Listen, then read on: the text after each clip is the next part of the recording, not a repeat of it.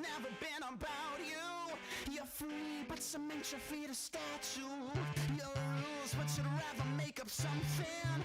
You're dead, you were never good for nothing. Double negatives leading me in circles. Twist infinity, you drive me insane. Hit hard, a broken wall.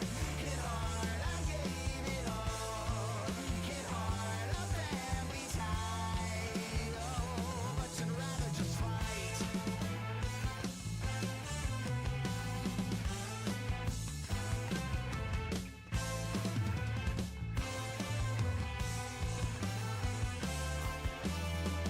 Your dirt never washed off in an April shower. You're crushed by the weight of those you can't devour. You're armed, but the plan never executed.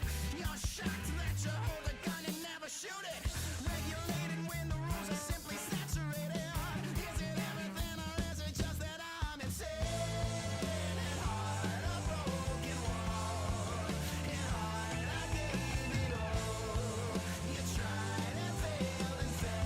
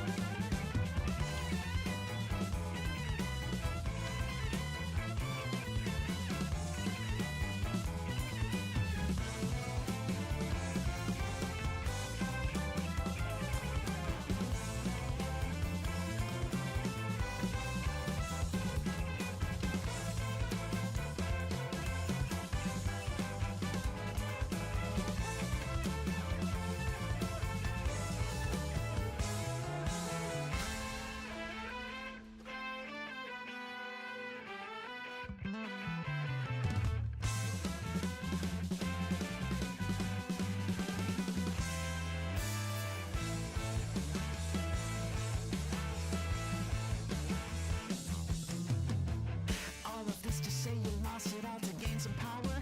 All of this to say you plant a seed to kill a flower. All of this to say you talk your way into your silence. All of this is just a ploy to force your hand of violence. It's a waste of time thinking you got tough when it's never really been enough. Am I insane? Hit hard, a broken wall. Hit hard, I gave it all. You tried and failed and fell.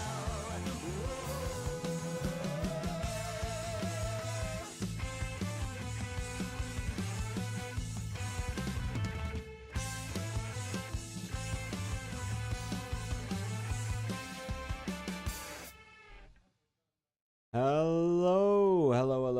How is everyone doing today? Hope everyone is good. We're jumping in to... Oh, that was at max volume, unmuting that. Jesus. We are jumping into the final day of the Masses Travels. What I assume is going to be the final day. We might have another day of EX stages, but this is most likely the final day for the story, which actually matches up nicely because I got my day off for tomorrow, so there will be no gaps. I like it. I like it. I like it. I have put a few more resources into our big soldier boy here. He is as big as we can get him at the moment. We're currently missing experience card, whatever these things are called, records. We're missing the battle records that we need for that, and I actually don't even think we've got... Yeah, no, we're not going to be able to take him up into E2. Actually, let me have a look. We might be able to take him up to E2. Let me see here. 4, 2. Nah, I've only got 2. I've only got 2 that I can make right now. For some reason, I've got a crap ton of these, but not many of anything else, really. Not much of anything else. But yeah, we'll see. We shall see. Cool. Our free roll has not refreshed yet. Our free roll will be coming around after reset, which is in an hour and a half, I believe. So we'll do our roll then. We also have 2 more rolls as well from just the factory working, I think, and unlocking stuff. So we got 2 more rolls as well. So 3 in total. 3 more rolls in total, and we can only hope, we can only pray that Exusia comes home. Maybe. Maybe, we'll see. We'll see. But yeah, let's jump into it. Let's jump into it and pick up where we left off last time. So what happened last time? Things kind of came to a head a little bit. The suspicion of all the Sancta, all the main character Sanctas, began boiling to the surface, beginning with Artoria and Executor. Lemuen took a shot at the Matriarch to try and break whatever's going on. I'm still curious if Lemuen is going to be fallen.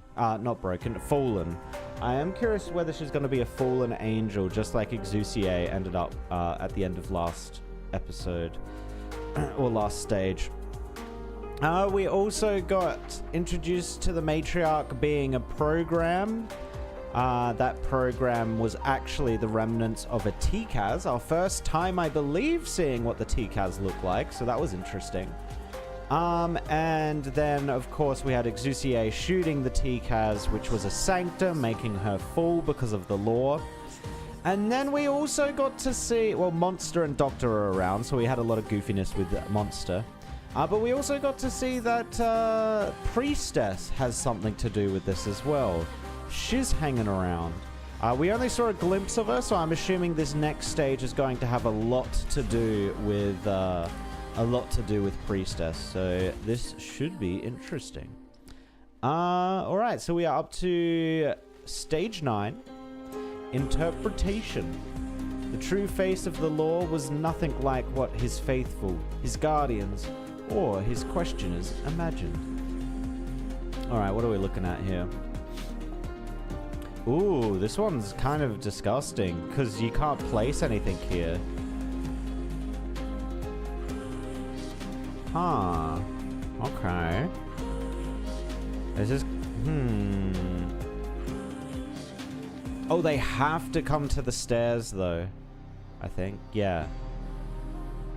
Oh, this is strange. Okay, so they spawn here. If they come down this way, they go down blue. Oh, this is really strange. Because...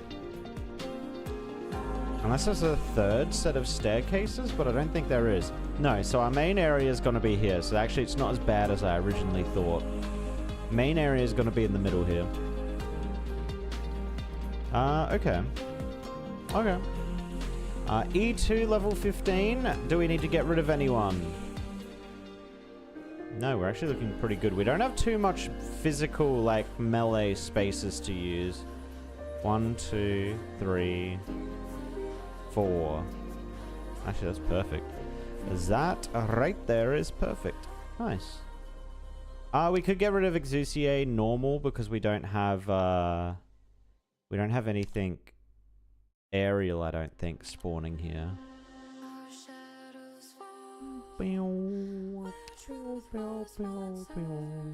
Let's bring Executor just because he's part of the story. Why not? Why not? I was thinking of maybe bringing Amia Healer, but I don't think the space is small enough for her. So I think we'll leave her out. I think this is good. Actually, we should probably try Exusiai Alter and see how she is. Maybe for the final stage, we'll bring out Exusiai Alter. Loosen up that trigger finger, Fiametta. I get the impression that scowl's stuck on your face until you get to fire off a few grenades. Thinking about that disgusting dream just makes me even angrier. Too bad it wasn't entirely a dream. Look over there, way in the distance. The Shrine of Nurtury's still there.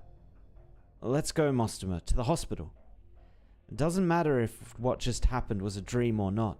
We need to make sure that the fact that I'm the first person you thought of really means something to me, Fiametta. She's back in the wheelchair. Lemuen? I'm so glad you're all right. How are your legs? A little sore. What happened? I was running all over that dream until I was dead tired. Getting to sit down is a treat. All right. The two of you can relax now. So she hasn't fallen. I feel like this is an inconsistency. I think this is an inconsistency in the story. She should have fallen.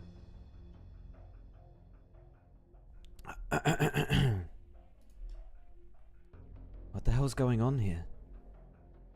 It was only my second day after being created Cardinal, and I was headed to the office like usual. It might have been the moment I stepped out the front door, or maybe when I saw the shrine. I can't really say when I left reality. It all happened so naturally. What is it, Fiametta? Oh, he's black in his black robes. Salvete, everyone. Cap. You're still keeping... What are you up to wearing that? A friend kept it for me. You have a very kind junior, Fiametta. She told me this wasn't something to just throw away. Perhaps today, I will finally reach my destination. To be clothed in these vestments as I do so may be fate at work. Wait, what?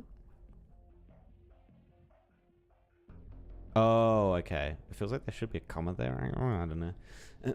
Why you? And Dwayne has an important role to play. Resolving your existing disputes is not a priority. It's been a while, Federico.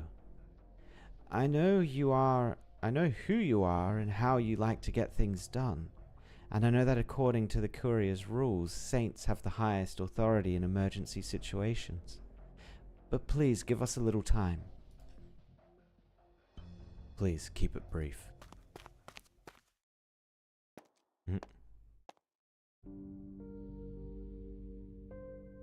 The last time the four of us got together like this was that fateful mission, wasn't it? It's been 10 years. We reached the underground palace. Fiametta got a distress signal from another team and went to go help them, while Anne Dwayne was revising our tactics at the entrance. We laughed as we shared the last of the chestnut scones, an old habit of our team. I remember the day well. We were so happy back then. I thought those days would never end. Nobody could have imagined what would come next. You caused all this, Anne Dwayne. But you still refuse to tell the truth, or at least repent. Our brief time together may have been one of life's accidents, but it was a precious one. I ruined it in a way I did not foresee. I understand how deeply you treasure that time, Fiametta. Your love burned so hot it singed the hearts of those around you. I always wanted to thank you for one thing. You were the one who taught me how to love Laterano. But at the same time, I knew I would hurt you and destroy what you so cherish. I am a villain. It would be just for you to hate me. Are you trying to piss me off, Anne Dwayne? Whether or not I hate you is for me to decide, not you. I understand that, and I am grateful for it. I am fortunate to have made a friend like you. Go. Do what you need to do. But remember, I won't forgive you. I never will. These two are taking you to the Basilica, right, Anne Dwayne? It is I who is taking them, Lemuen.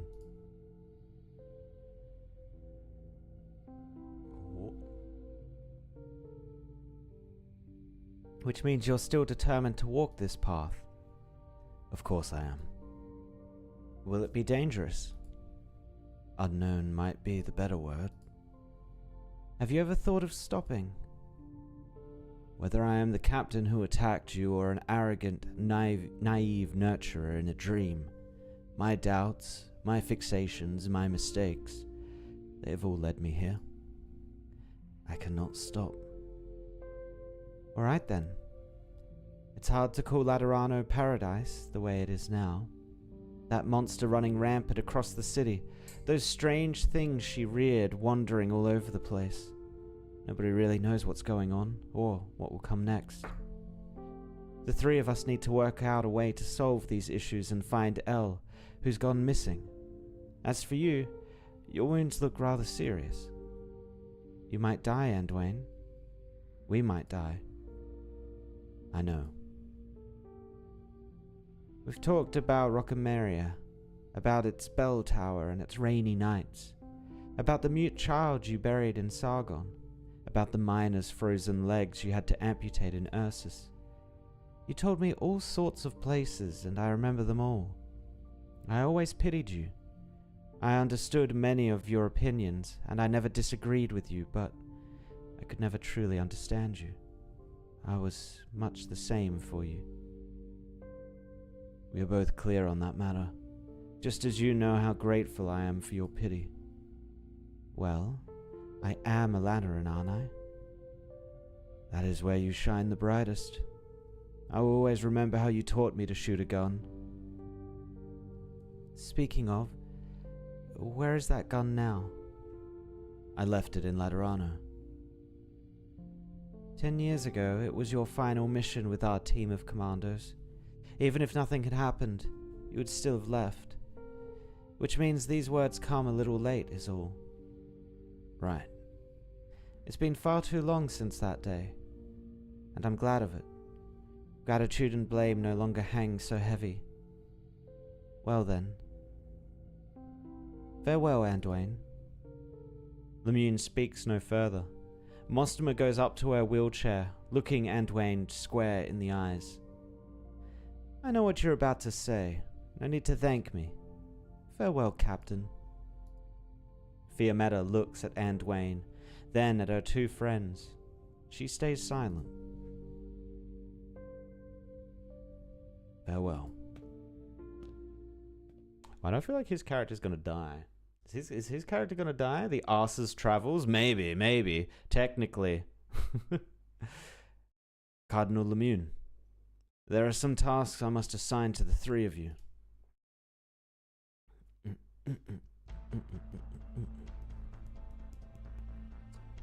You doing alright, Fiammetta? I'm fine. Fiammetta, this thing might involve me, but I know it's not only my problem, or Anduin's. These past 2 years have taught me that. Yeah, I should really learn that too. Alright, enough about that. Right now, if what Federico says is true, the most important thing is to act quickly. Good thing there's no arms control in real life. I can blast these monsters as soon as I see them. I'll cover you, just like the old days. Wait a sec, Lemuen. Federico just said that Sanctus who attacked them will fall. Falling's no walk in the park, trust me on that.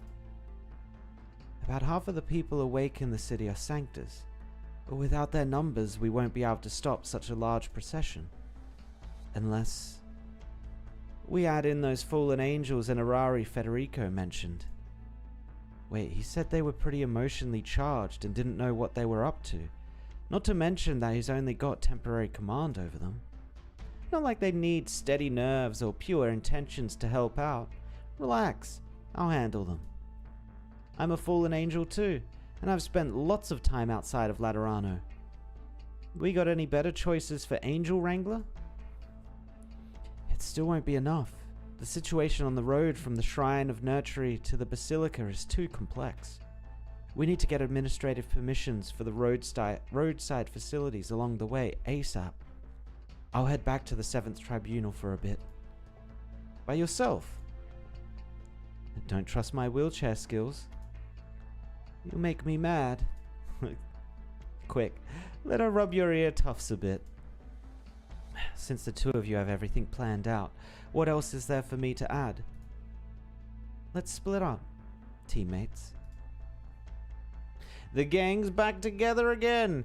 Did you finish Extreme Stage Haste stages in Chapter 15? I am not sure, actually. I don't remember. I think I did one of them, definitely, but I'm not sure if I went back to do the other 3, 4, however many there were. We have to go now, children. Hugo, help take care of our new Sancta friends, alright? Yes, sister. Where did Senor Nurturer go? Did he stop caring about us? He just has to go handle a few things for a little while. Think about it. We don't know each other very well, so if he didn't promise me he'd come back, why would I agree to take care of you? Oh, you're right. Right. Would you like to hear the story of how the lost Zayadin captured the Castle of Dreams? Or maybe how the Kessig brought gold to marry the Princess of Gaul, but the gold turned to sandstorm, burying Lignones? Huh? That's not what we learned in history class. They're not stories you'd hear in Laterano. I can tell them to you while we walk.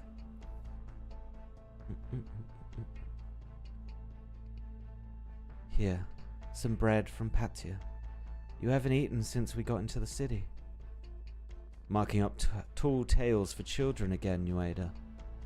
I'm curious, do other Ku'ulkulkan treasure the knowledge in their heads as much as you do? I've never met another of my kind.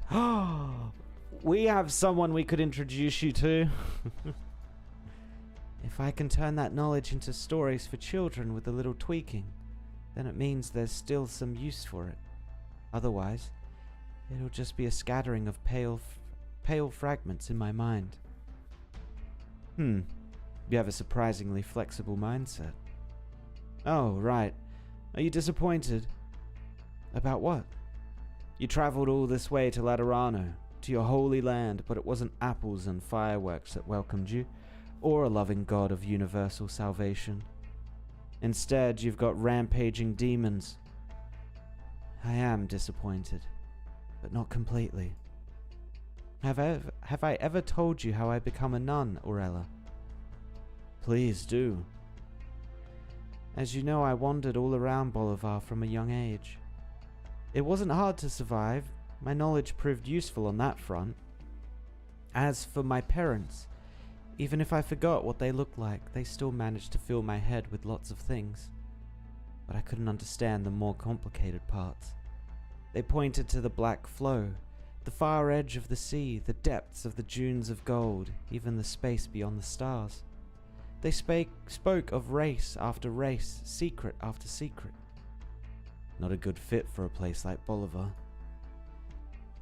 Which is why I hate them, Aurella. Everywhere I look, I see soldiers fighting over men and money, artillery firing left and right, and Bolivarians caught in the crossfire. And all I had were pale fragments.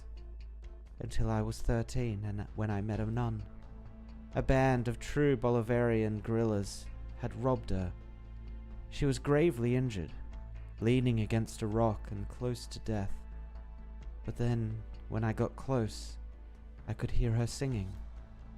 Her bandages had fused with her festering wounds. She must have been in so much pain in the final moments of her life, yet she was still so serene. It was a hymn, one that had always been in my mind, one that I had pored over in puzzlement countless times. Abode of our Lord, font of parental love. He punishes evil and drives out injustice. All shall bask in his love, whether they have scars or stones. Until that very moment, when some of those pale fragments took on color and form and came together into something called Laterano. So you took up her habit.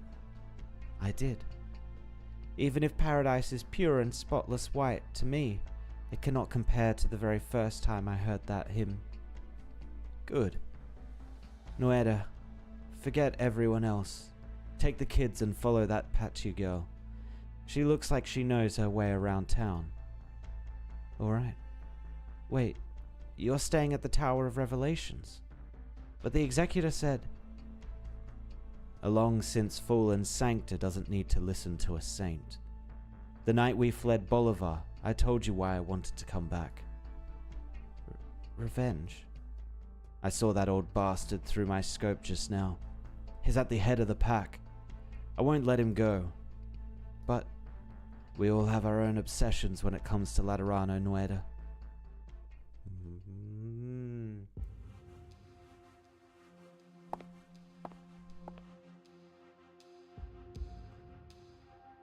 I don't think you should introduce them. Why not? Birds of a feather and snake things and that. It wouldn't be terrible, would it? I don't think it would go bad. I mean, one's a nun and the other one's a psycho, so I mean...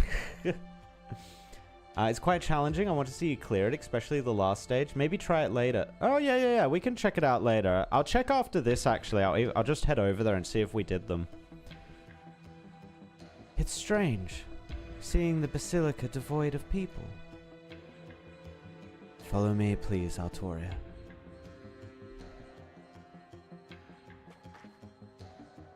Here it is. The pillars of scripture. Between these two pillars is a slab engraved with the saints' travels. Press the halos of the saint statues in the same order as listed on the slab, then push this wall. I've reported to His Holiness here many times before, but I never noticed this hidden mechanism. Maybe because you've never doubted Laterano. I hope what you are about to see will not sway your faith. Oh, I'm looking forward to it already.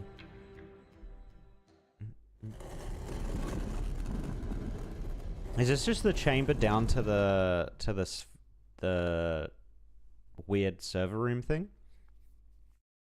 And Dwayne followed the Pope down here once.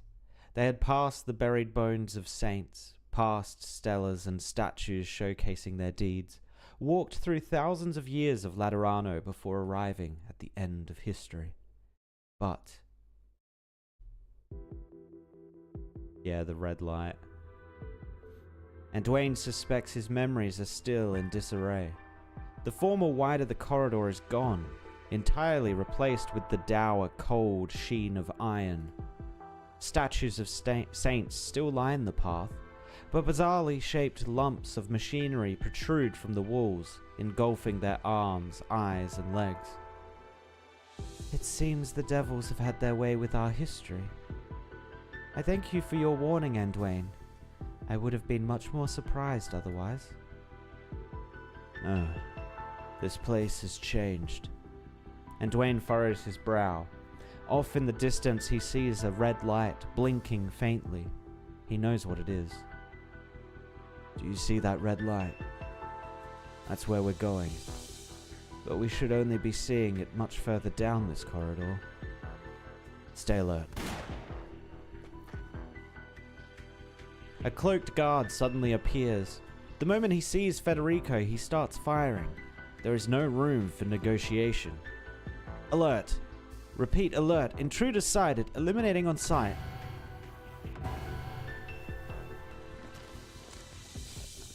An ear-piercing siren begins to wail.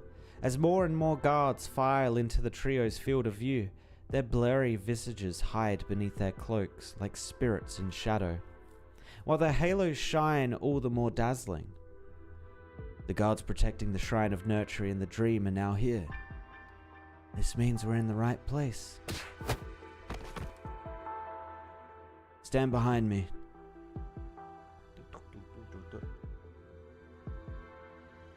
I think Doc can volunteer, you know, to make them not extinct. Oi, oi, oi. Wait, is that? Oh, there is a... Wait, Mantra... Is Mantra one of them? No, I don't think she is, right? Mantra's she's like the proper snake variant. She's not a Orculcan. I wonder if there's a male one. We haven't met a male one yet. This isn't the dream. It's obviously still reality, so why'd all the color... It's been erased. Priestess. It's quiet here. We won't be disturbed by all the commotion over there. She stands at the corner, looking out across the deathly silence, completely unguarded against you. But I don't like it, Serpentine. It's perhaps too quiet. But we have no other choice, do we? She's not limiting me, Doctor. Amy is not here. I can't guarantee I can hold her off, but I'll do my best. Relax. You're safe. I won't allow you to be disturbed by the chaos these sanctors caused.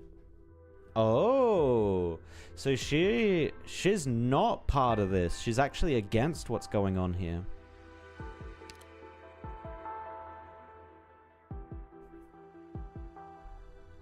Why are you here? That doesn't matter, compared to what's currently on my mind. Entering attack mode. Sorry, Doctor. She might have shown up because of me. I never thought she'd catch on to me when I tried to access PCS. Did you cause this calamity? Calamity? I see only the evolution of a species, the pointless struggle of life. Everything happening in Laterano right now is a product of PCS's autonomous derivations? Derivations? I'm gonna go with derivations. All I did was recalibrate it beforehand, returning it to its original purpose. Of course, it has adapted to the progress of the Originium project since. Speaking of progress, ours has slowed far behind projections, Serpentine. Original purpose.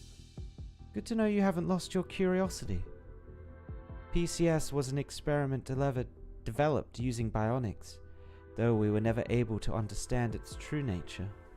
There was also the risk of it disrupting the subject's cognitive functions when used. But in the face of grim disaster, it was still brought into service ahead of schedule.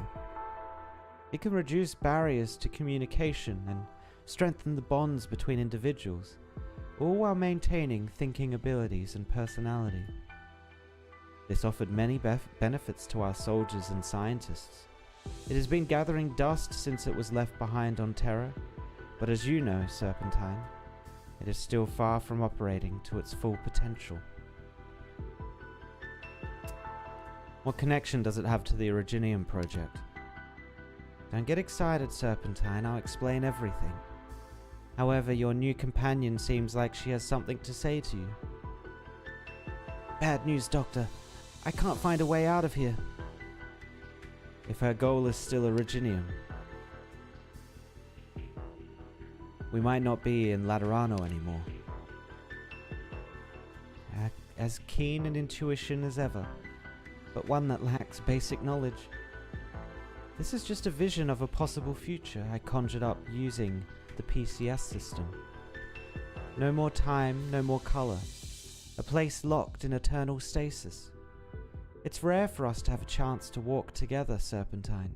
Come, leave behind these conflicts that have nothing to do with you. No, you're afraid I'll access the PCS system. I sense hate in your voice. I understand. It's because of AMA 10, your Kaoshi. You left in such a hurry last time. You still have many doubts you have not yet cleared, while I have many conjectures I must confirm with you. Something strange about the way she's acting. Her expression's different from when she was back on the deck. I could try and attack. Put away those talons. I respect that you've given yourself a name, monster, but I understand your fundamental underpinnings better than you do. If you want AMA 10 back, I can help you, Serpentine. You know where to find me. I know that's what you want too, monster. Wait, can both of them exist at the same time? Can Monster and Kaoshi exist at the same time?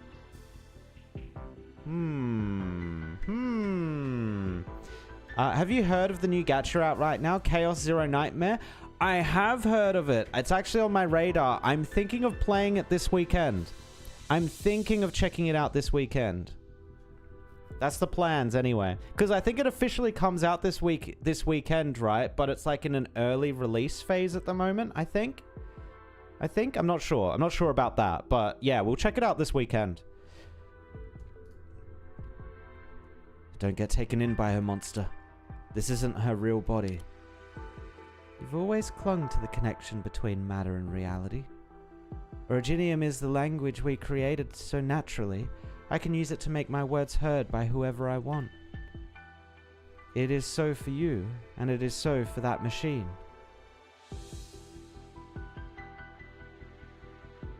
But they have to be connected, right? She can't just talk to someone unless they have the Originium disease, right?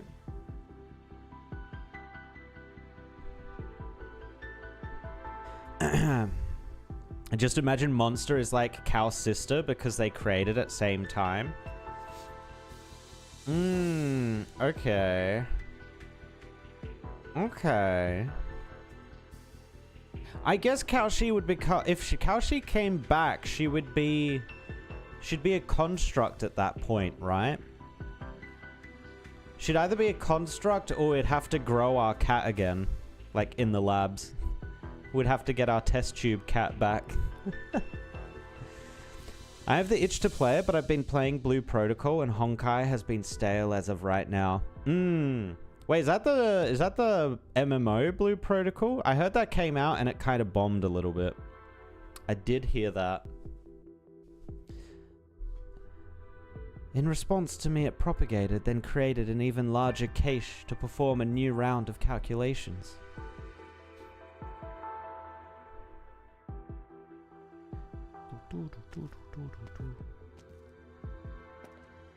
Oh.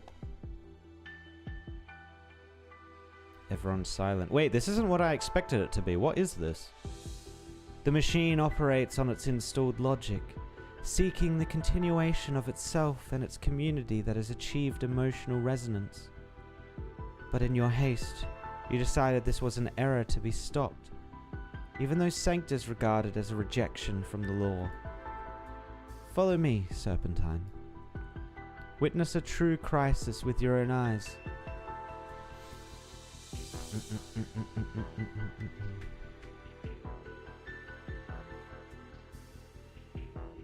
Oh, that would be interesting actually, if when she comes back she is like loses all her memories. That would be an interesting version of Kalshi. It would, I assume her personality would be completely different. Cal first form doesn't have cat ears. Yeah, I saw that. It's the it was in the PVs, right? It was in a chapter PV, a year PV. Like the year 4 PV or something. And she had black hair too, right? I.e. it won't be the same cow shit, yeah.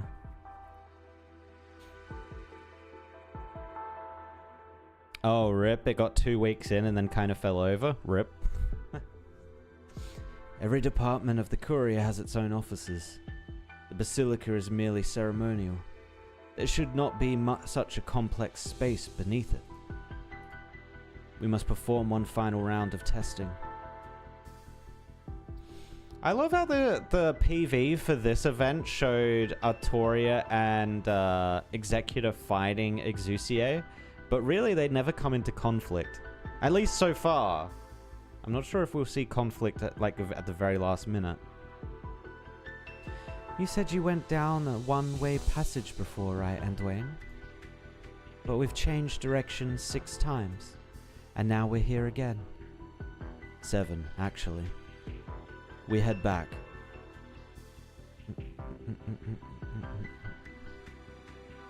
Fun fact, Monster right now is Kalshi back in the day, the attitude. Oh yeah, I could fully expect she had this kind of attitude. Actually, I don't see Kalshi as being as unhinged as Monster, though. I feel like Kalshi still has, like, that baseline personality trait of being very, like, straight. Like, very logical, very methodical, very straight in that way. Whereas Monster has this, like, I want to get in there. I want to do the crazy shit kind of personality. The 3 of them return to their former position. A platform, one where the white of the church blends with the black of machinery. Wantonly streaked with red light emanating from an unknown source. Disorder, chaos, imbalance, danger. No matter if from an architectural or a religious point of view, shape and structure here has lost all meaning. They cannot stop themselves from wondering if they are still in Laterano. Federico and Artoria stop walking at the same time. This is an exceedingly familiar experience. Before they met the Witch King, they wandered an infinite flight of stairs. There's no need to go any further. This is a derived structure that did not originally exist.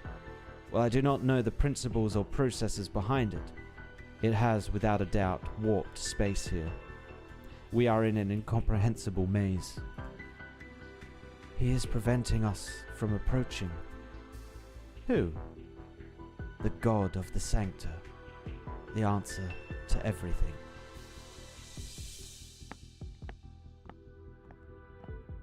It's not going to take a physical form, though, is it? I feel like it's not going to be physical.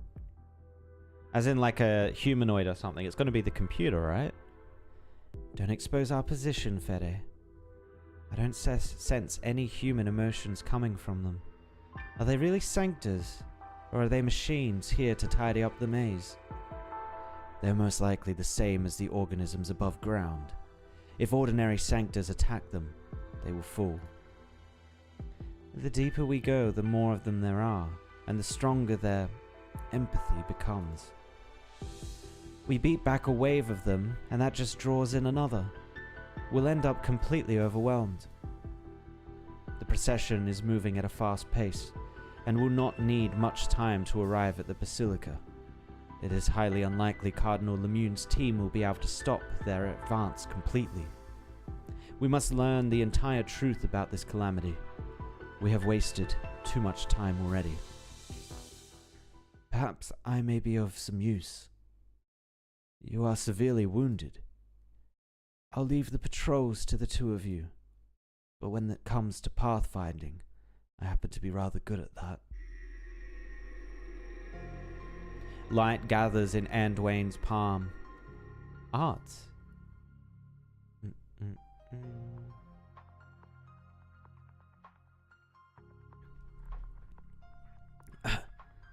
Thank you, Anduin. You shouldn't go so far, Signor Jamie. I don't see you all day. I only found out you came to the beach after asking around. I just wanted something to eat. Didn't think the sea fog would be this thick. Even if wasn't any fog, pirates roam these parts. You shouldn't leave this word trips me every time. Rocamaria, just because you feel like it. At least ask me to come with you next time. All right. Speaking of, was that your arts right now? The fog was so dense.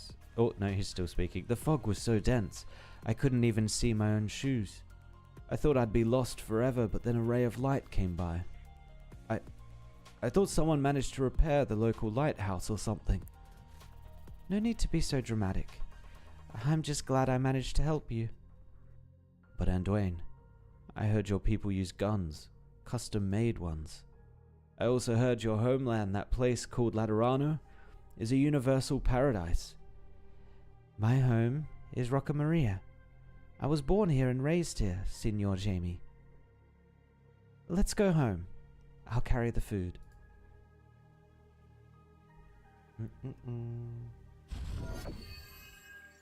I told you last time those vids aren't canon. I want them to be canon, goddammit.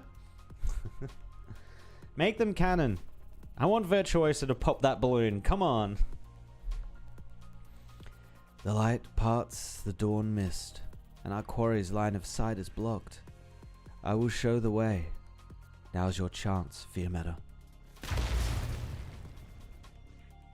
Got them. Lemuen, Mostomer, sweep the battlefield. Understood, Captain. Not bad, Adwain. Keeping a trick up your sleeve like that. There's way too many bandits in this gang. Without your arts, we wouldn't be able to resolve things this quickly. It's just an unconscious reaction. It got me and others out of trouble a few times before I got my guardian gun. Without it, I wouldn't have been able to find Laterano. I nearly forgot you only got your gun the day before you joined the Pontifica cohorts, but you're pretty good with it. Can't tell you've never used it before. It's a part of Lateran's life, isn't it? I should be practiced with it. Besides, as I've found out recently, guns and halos are what keep Laterano invincible. It doesn't need this glimmer of mine. Talking about that stuff again at Dwayne. Sorry. This operation's gone pretty off the rails compared to the original plan from the Pontific and cohorts. Should we write up the details as is? Whatever. I'm sure you'll polish up the final report.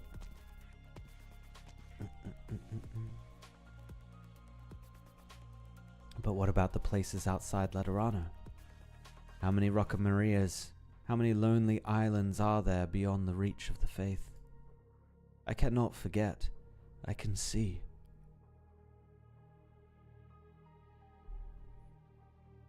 And Dwayne?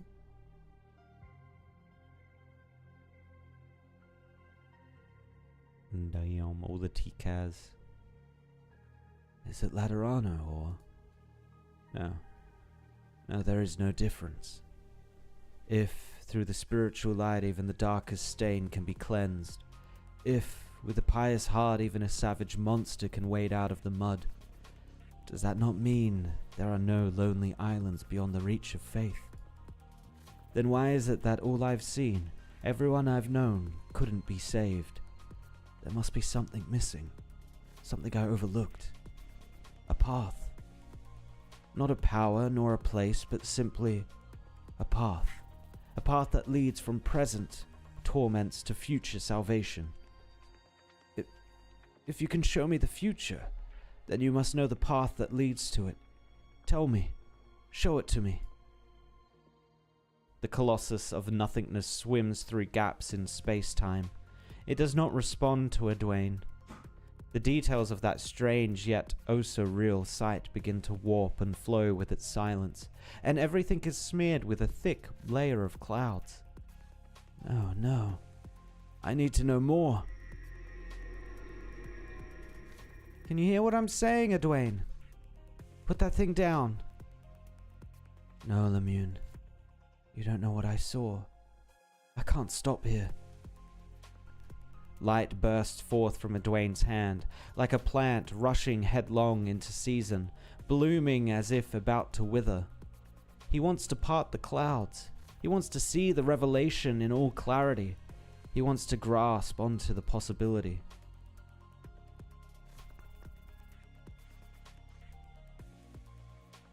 From then on, once more did he set foot on a journey, bearing sin and evil upon his back.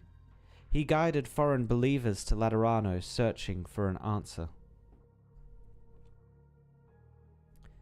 There's an official song about Priestess and Oracle by Ama. Wait, is it the song for the anime? Didn't Ama do one of the songs for one of the seasons of the anime? Pretty sure she did, from memory. Or maybe I'm tripping, I don't know. But he had no time to share what he saw, the truth that nearly shook him to his core. He had walked so many paths, yet what was the one thing that remained constant?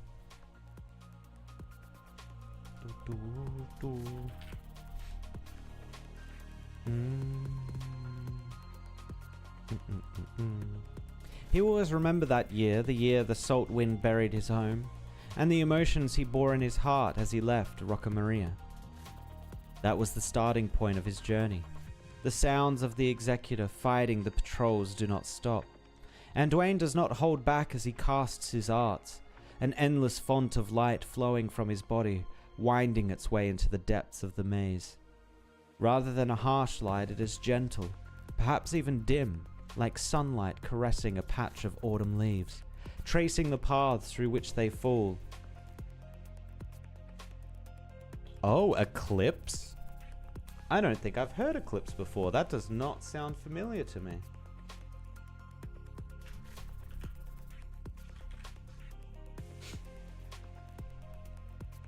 Ooh, it's not on my playlist. Okay. Wait, was it actually written for Arknights though, because it doesn't look like it. It looks like, wait, it is a single. Wait, is it a single? Yeah, it is a single. Oh. Did she perform it for Arknights or something? What is the connection to Arknights with Aimer and that? Monster right now despises being reborn. She was with Cow all this time. Wait, really? Is that like a voice line from Monster or something? I thought she'd be eager to try and get Cow back.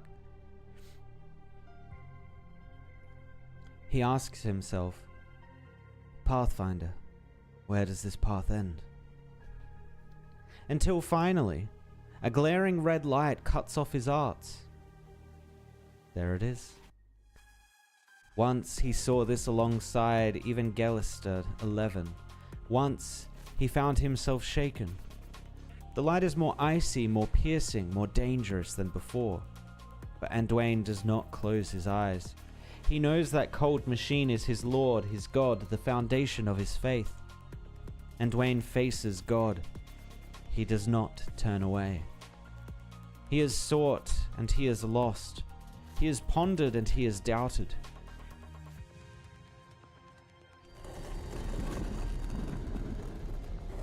A sharp pain runs through him. It only takes a moment for his vision to go dark, but at the same time, he hears God's answer. And the God answers, beep boop. They played on Arknight, the last anniversary. Oh, really? Okay, interesting. At 6th anniversary in CN. Ah, so I don't think I've watched any of the 6th anniversary content. Like, I've seen, like, some of the characters that are being released and stuff, but I don't actually know what the event and all that's going to be about. So does this guy go straight to red? No, he goes around. Okay.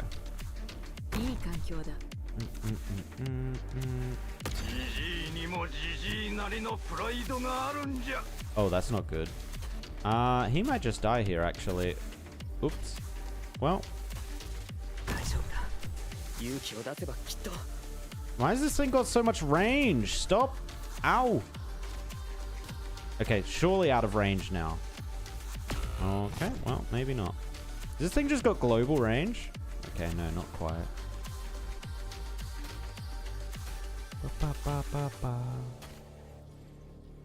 Yeah, that'll work. Well, this is quite annoying. My healer is now also dead. I'm actually going to pull him back just to save points.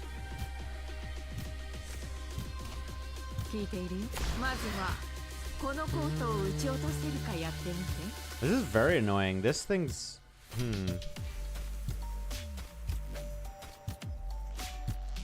I should have pulled her back.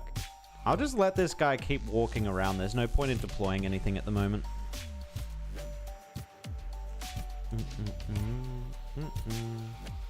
Do you already build Ines? She is, I believe, sitting at level 50 and doesn't have modules to send her up to E1 yet. Or doesn't have the plugins or whatever they are.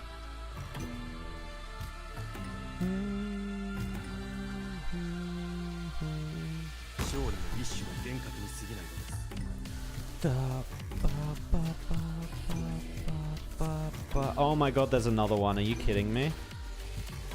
Okay, maybe we needed to bring a healing tank. This is very unfortunate. Rip. Actually, yeah, I think we're in big trouble here.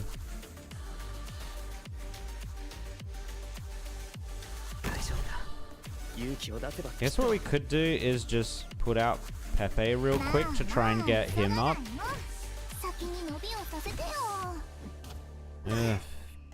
Executor's gone.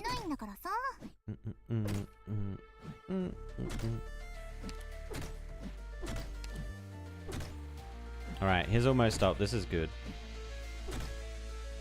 Come on, Pepe. Hit harder. Hit harder. There we go. Alright, so what's his range? Okay, he covers all of this. Good.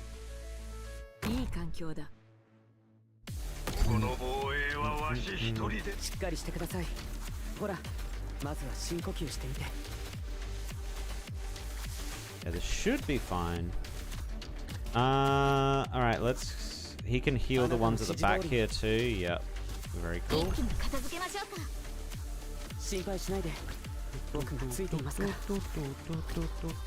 But then he can't heal. Yeah, he can't reach here. Alright, these guys are super annoying. Can they just go through here now, please? Instead of just making life misery. Oh, there's only 8 enemies. Okay. Oh my god, stop.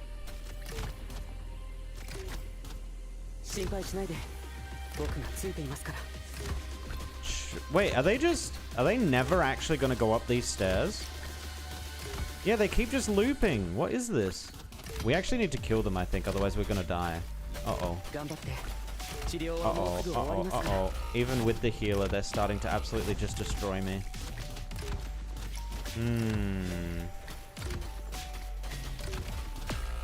What does this do? Replenishes friendly units with range. Speeds up wakefulness of dreaming friendly units. Okay. Oh, we got some sprinters. Oh, they're coming. No! You bastard!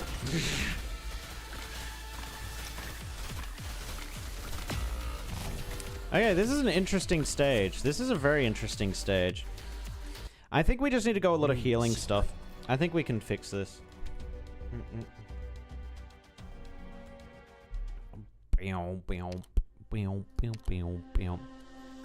And we need to go long range stuff as well.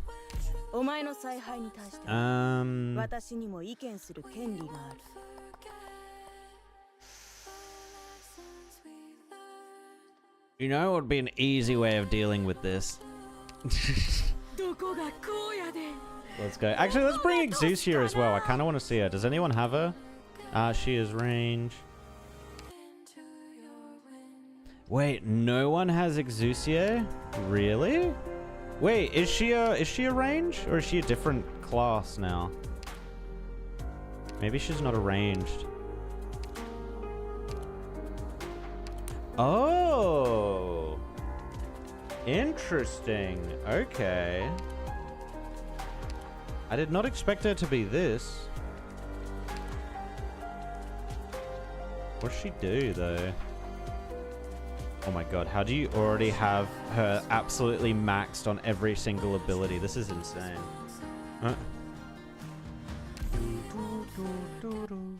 She's specialist. Yeah, I got her. I got her eventually. How does she deploy? Okay, so she's still range deployment. Alright.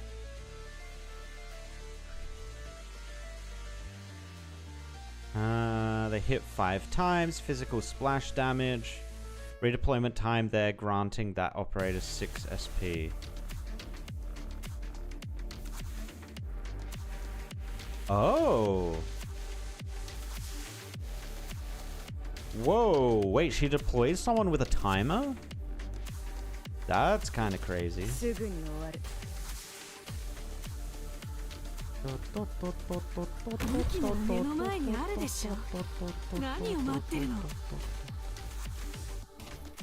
Oh, this guy's gonna start focusing Lapland. That's not great.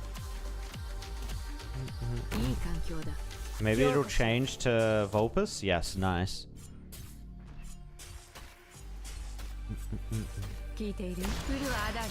Alright, she's up.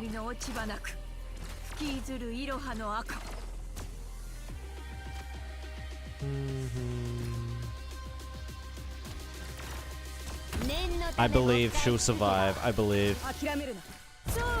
Go Wolves, go! Archetto can probably go over here. S3 free redeploys. S2 loads a DPS.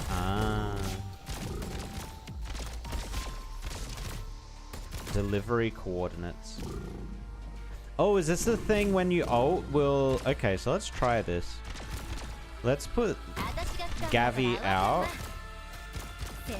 Force Gavi onto a timer. Put this here. Use the ability.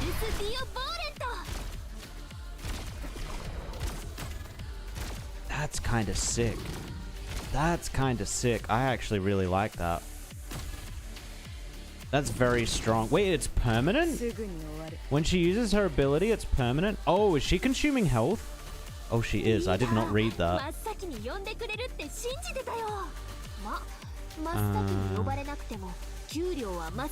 Ammo. Each attack consumes 5 ammo. And skill ends when all ammo is used. Oh, she has ammo. I don't even see the ammo. I guess this is meant to represent her ammo.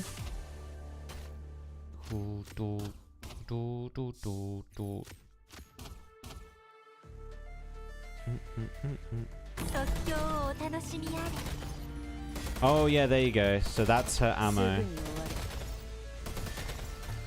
It makes quick work of that. Jeez.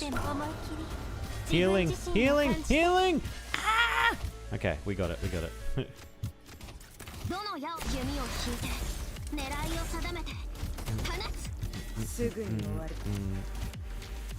Alright, I think we got it figured out. Exusiai OP, yeah, she seems kind of sick. We'll try her out in skill 2, the next map, and see just how much damage she does.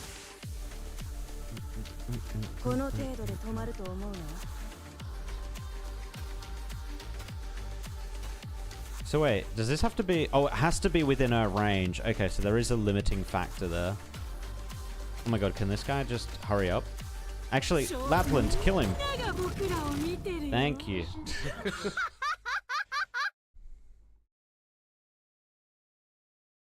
My mix-up was maxed out on the 3rd day. Jesus. Jeez. That's just an account with a ridiculous amount of resources to spend. That's crazy. Ah. I can only provide first aid right now. And Dwayne, unrestrained usage of luminescent originium arts has irreparably damaged your optic nerves. I do not have the ability to heal these injuries. Once conditions allow for it, you need medical treatment. Don't worry. The path ahead has already revealed itself. We don't need eyes to see the way. Follow the cursor running along the ground. This maze is too complex, and I cannot maintain my arts for very long.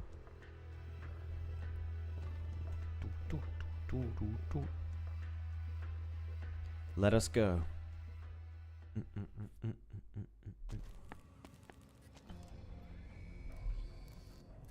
It's here. Even if this is not the source of the calamity, what lies behind the door may be able to give us answers. Follow me, Artore. Wait, isn't the Pope down here? The last time we saw the Pope, he was still telling this thing to do its simulations. Federico does not receive a response. Ever since he caught up with her outside the Shrine of Nurtury, she has been exceedingly cooperative.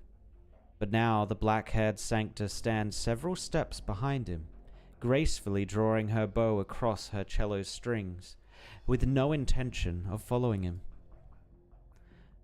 I really do intend to escape this time, Fede. And Dwayne is hurt and you're alone. There's no better opportunity than this, is there? We arrived at the door to the truth, Artoria. You know that your actions lack meaning. Truth? Meaning? Perhaps. You really are the best of the executors, a walking law book, the first saint from outside the ranks of Pope, truly worthy of the codename executor. Your rationality, your callousness, even the doubts you hold about these two traits of yours are all in service to the continuation of the law. If that is what the Holy City itself is, maybe you're the only one who can understand him. As for you, Signor Dwayne, you'll have to forgive me. It was never part of my plan, but when you were using your arts earlier, I inadvertently touched upon the whispers of your heart. It is complex, more complex than those of many people I know, but not particularly unusual. An overly inflexible melody leads them to all become adaptations or repetitions of the same tune. They say, your beginning and your end both lie in Laterano, but you may find yourself alone at that point. Ah, I beg your pardon. If you have taken offense. Artoria, this offense you speak of, was it not a chance for me to perform a different sort of confession? As for those last words of yours, I would rather treat them as a blessing. They stand as proof that I have reached the end. Oh, what an interesting answer. So she's just gonna bounce? Artoria turns away. Wow. She don't care about no truth. Not everyone is so obsessed with the truth and meaning behind Laterano. At the very least, I'm not that interested. I got a little peek at him just now. Behind that door lies a machine, right? Yes. In that case, the answer is bound to be boring. Think back to our time in Zwillingston, Fede. A calamity of similar scale struck the city, and in the chaos, the people lost their way, or struggled and raged. At this very moment, there are millions of hearts in Laterano that demand appreciation. If you turn away now, Artoria, it means you will have to face our enemies in this maze alone. You need someone to lure them away, don't you? Your patron firearm is lost. You have no way to defend yourself. Perhaps I can find a way to turn them into my audience. Don't worry about me, Fede. The Lateran did designate me a dangerous element. Situation assessment. High risk. Probability of survival low. Executor's decision. You may leave. Huh. Time waits for nobody, you two. If you don't plan on leaving yourselves, no need to see me off. Well then, farewell, my beloved little freighter.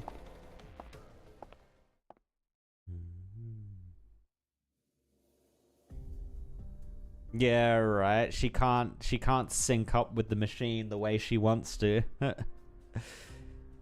All that pontificating just to say you want us to go help the courier. Full marks for listening comprehension. No way. Eh? It's not our responsibility, Mostomer. Half of the people here were kicked out of Laterano by the courier in the first place. Maybe it was because they fell or because of oropathy. As for the other half, they chose to leave Laterano, whether out of despair or doubt. Not that it really matters. Huh. Then why come back now? Because our halos started acting weird and breaking. Is that so hard to understand? We're not a part of Laterano anymore. Alieni, even. It doesn't matter if you chose to leave or if you were forced to. We all cut our connections with this city.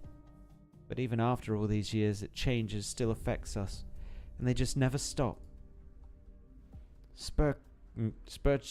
me. Damn that stupid halo. Damn it.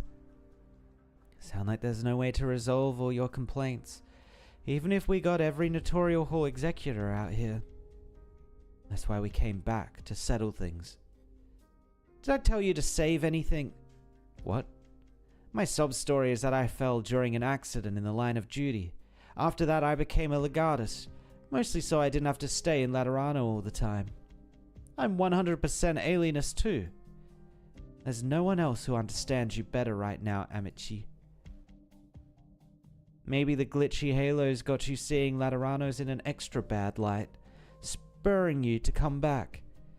If you came back out of hate or pain or despair, then you'd best come with me to block that procession.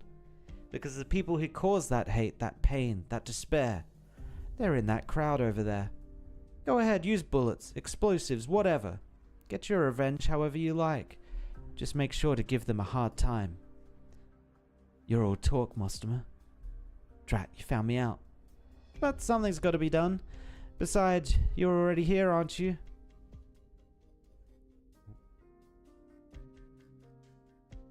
Hey, Noida.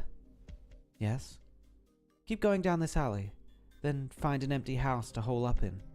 It's not a good idea for a lone nun and a bunch of kids to run around the place. This place is a decent distance from where the procession's headed. Monsters probably won't come running here. Are you and your friends also going to help save Laterano, Patsy? Huh? Us Pathfinders aren't that noble, but our leader's chosen to wade into the depths of this disaster. We can't exactly sit back and watch, can we? He told us the place he was going wasn't suited for numbers, so we'll do what we can out here. As for you, sister, I'll protect the children, no matter if they are from Laterano or Bolivar.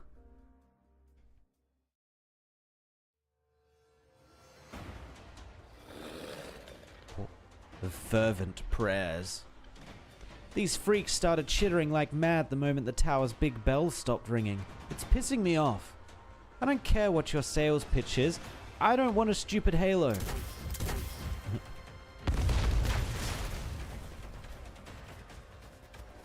More fervent prayers. I swear, these Fae just keep coming and coming. You've got 3 seconds to get out of there, Fiametta. 3 seconds? Hey, how am I... She just teleport? What? Okay. How was that? Got you in the nick of time. Do you think everyone can go as fast as you or something? Never mind. The situation up ahead's a complete mess. Even the Tower of Revelation's bell has gone silent. We've lost Pegas Exlatia. They'll be in Pegas Mycalian soon. If that monster can flatten one of our barricades with a single stomp, I don't think the Notorial Hall's defenses will be much use. Blocking them's no good. If we can't use more destructive methods, we might not be able to slow them down at all. Agreed. So where are your reinforcements?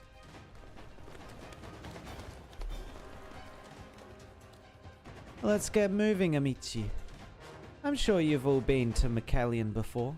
Might have been for the firearms workshop, might have been for the Notorial Hall.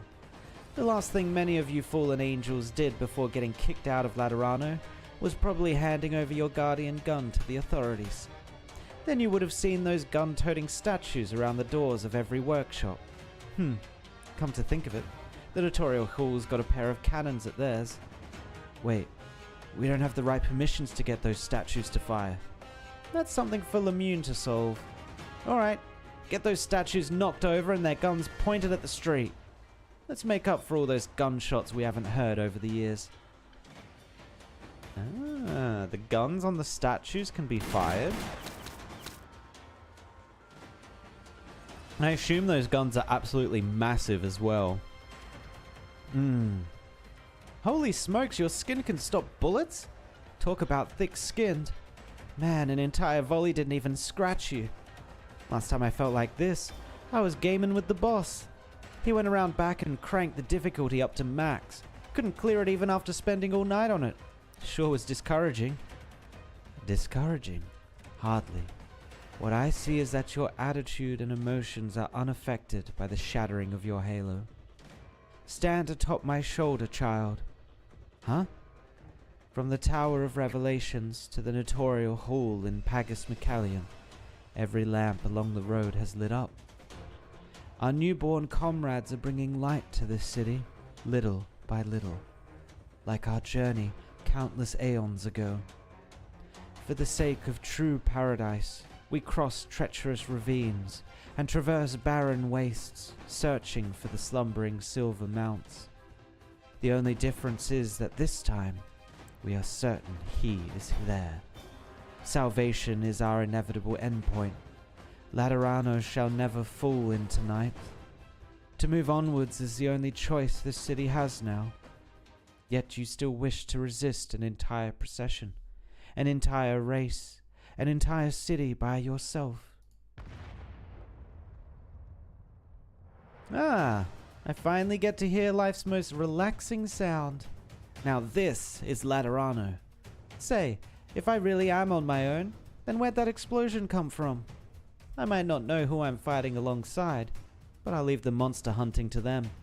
As for what I'm gonna do, I'm gonna keep you company the whole way through. What exactly is Calamity? What exactly is the future? And why exactly have you decided what you're doing is salvation, or the only choice?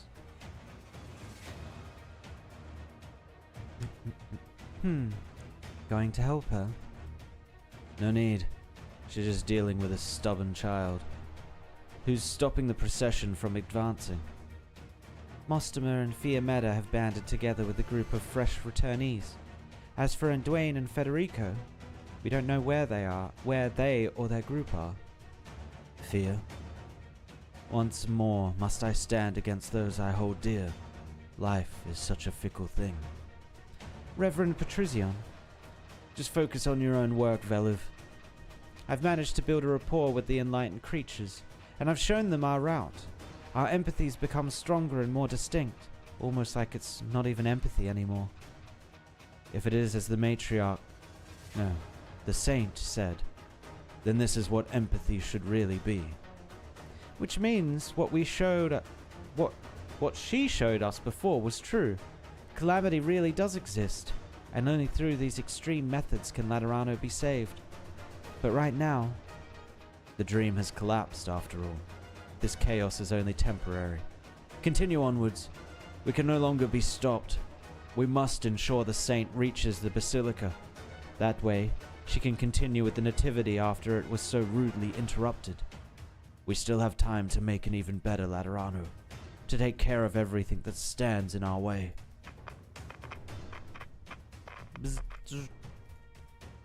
What is it?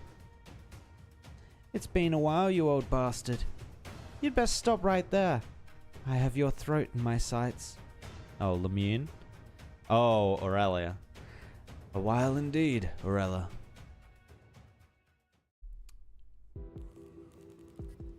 Wait, are the two gun knights gotta go brawl it out? That would be kind of sick to see. In the deepest depths of the basilica, at the end of the labyrinth, the final door opens wide for Federico and Duane. Behind the door, a cold machine, shaped like a ring, sits in the dead center of a platform. A strange red glare seeps out of its innards, sweeping across every inch of the room, accompanied by an audible buzzing. Sure signs of calculation. Your Holiness? Beneath the platform, the old man stands in silence.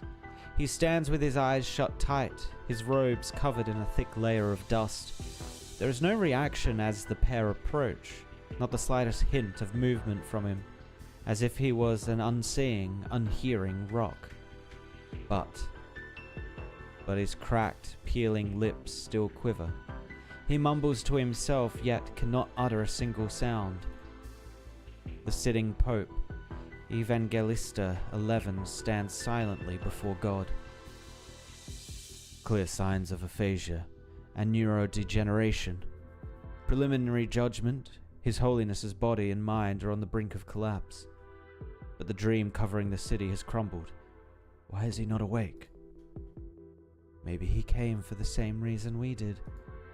He just hasn't found the answer he's looking for yet. Interactive Simulation 31 failed. Prior emergency response mechanisms expired. Retrieving suitable list of names. Evangelista 11 expended. Federico Giallo, Duane Agathangelus. Signal stable. Judgment able to assist in bringing the transfiguration to completion. Suitable. Does it have something to do with your title of saint? But why me then? Suitable candidates are particular individuals situated on the edge of the calculation module, or modal, required as samples for participation in interactive simulation to verify model integrity. His Holiness discussed my sainthood with me several times, but he never elaborated on the details.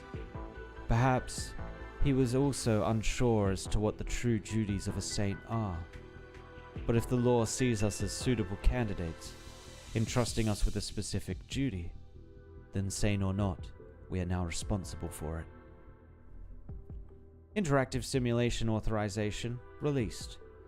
Bottom level data region authorization released. PCS authorization released. Permission to enter granted. Federico Giallo, and Dwayne Agathangelis. PCS will synchronize with any necessary prerequisite information with you. Now, approach. The machine's voice echoes around the room. It is steady, unwavering, untarnished by emotion or gender, yet it still contains an indescribable sense of might and authority. Now that I've come this far, do I still seek answers from him? Maybe he seeks answers from us, since we are particular individuals, his samples. Situation assessment, unknown. Risk assessment, unknown. Executor's decision. We proceed.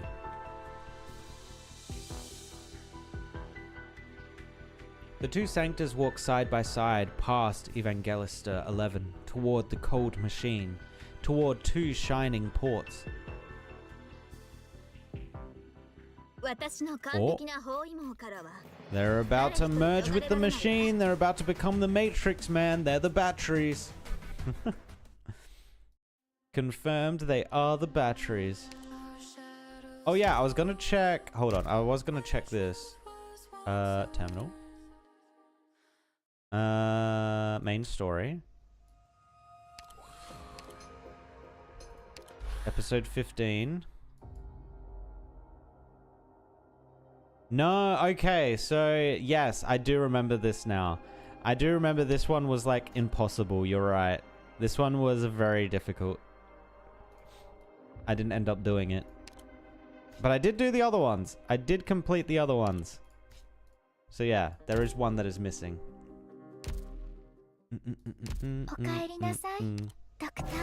Wait, oh, reset hasn't been yet. We've still got another like 8 minutes until reset.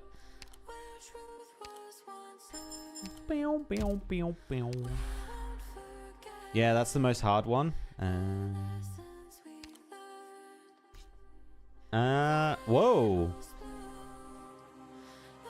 Okay. Cosplayer, after awakening, helps out in battle by various means. The infant severs the umbilical cord connecting it to God, determined to be born as a human, with all the ugliness, transience, and suffering that entails. So they're gonna sever themselves from the law, I think. I think that's what's about to happen here. Zereth Order Oil Tank. Oil tank? What? Okay, so... Okay. Level 20? I'm actually gonna remove him because I don't actually think he's gonna survive this very well.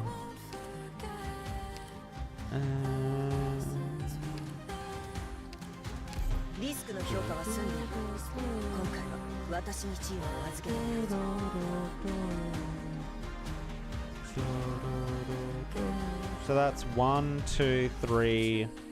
I need a 4th melee, I think. Oh, 4. Vulpus. Yep. No, we're good. And also, let's bring her again. Wait, this is a pleb Exusiai. Zekelador, what are you doing? You haven't buffed your Exusiai at all. Unacceptable. Unacceptable. We go with Arknights again. Skill 2.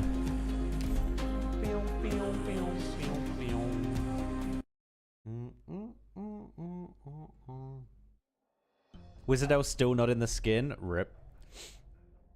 Zero Order Oil Tank is our bootleg PRTS. Oh.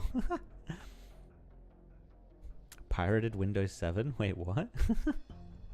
Hey, Krisho, how's it going? Oh, he's saying this is a pirated Windows 7? God. The law is just Windows 7. Got it. There is no complicated ceremony, no tedious process to undergo. Federico looks at the frigid information port.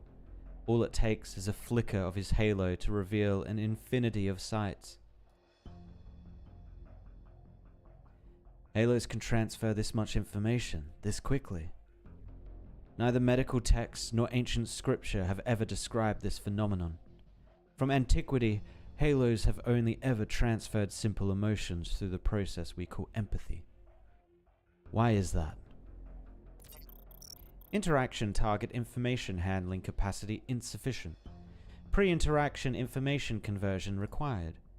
Performing information conversion during interaction may cause damage to information processor of interaction target, leading to temporary and or permanent disability.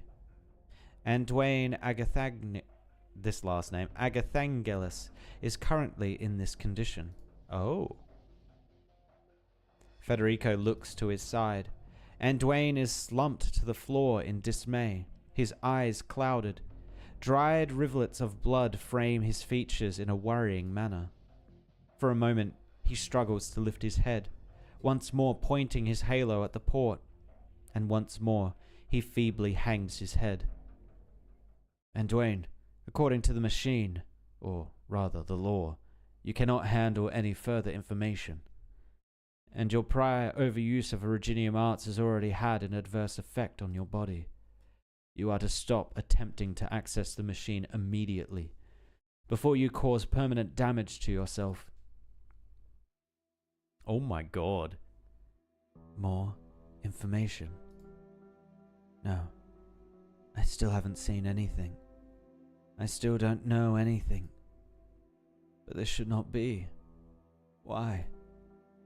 These past 10 years, all this suffering, all these sins, was it all just to meet with a silent God? I can't stop here, Federico. Once more, Dwayne Agathangelis stubbornly raises his halo towards the machine. The child. Is this yet another dream? It's not. The law would not construct a dreamscape for you alone. Federico chose to communicate with the law in its own language, while you cannot understand it, nor are you willing to accept such an impersonal tongue. It is you who, word by word, line by line, translated this language into what we see now. Is this not a dream? Then why? Are you still alive? Because you wanted me to live, Nurturer. I set off that bomb myself. You were there. Not only did you want me to live, you had great expectations of me. You hoped I would live a happy life. You hoped I would break through the dome of the Shrine of Nurtury, that I would fly up and touch the sky. You hoped to see my feathers shine in the sunlight, to see my talons clasp frolicking bus beasts. You looked up the tallest tree in terror on the intercity net, didn't you? You thought that, since I'm an arbor beast, I would much rather climb a real tree than comfort bells. I did.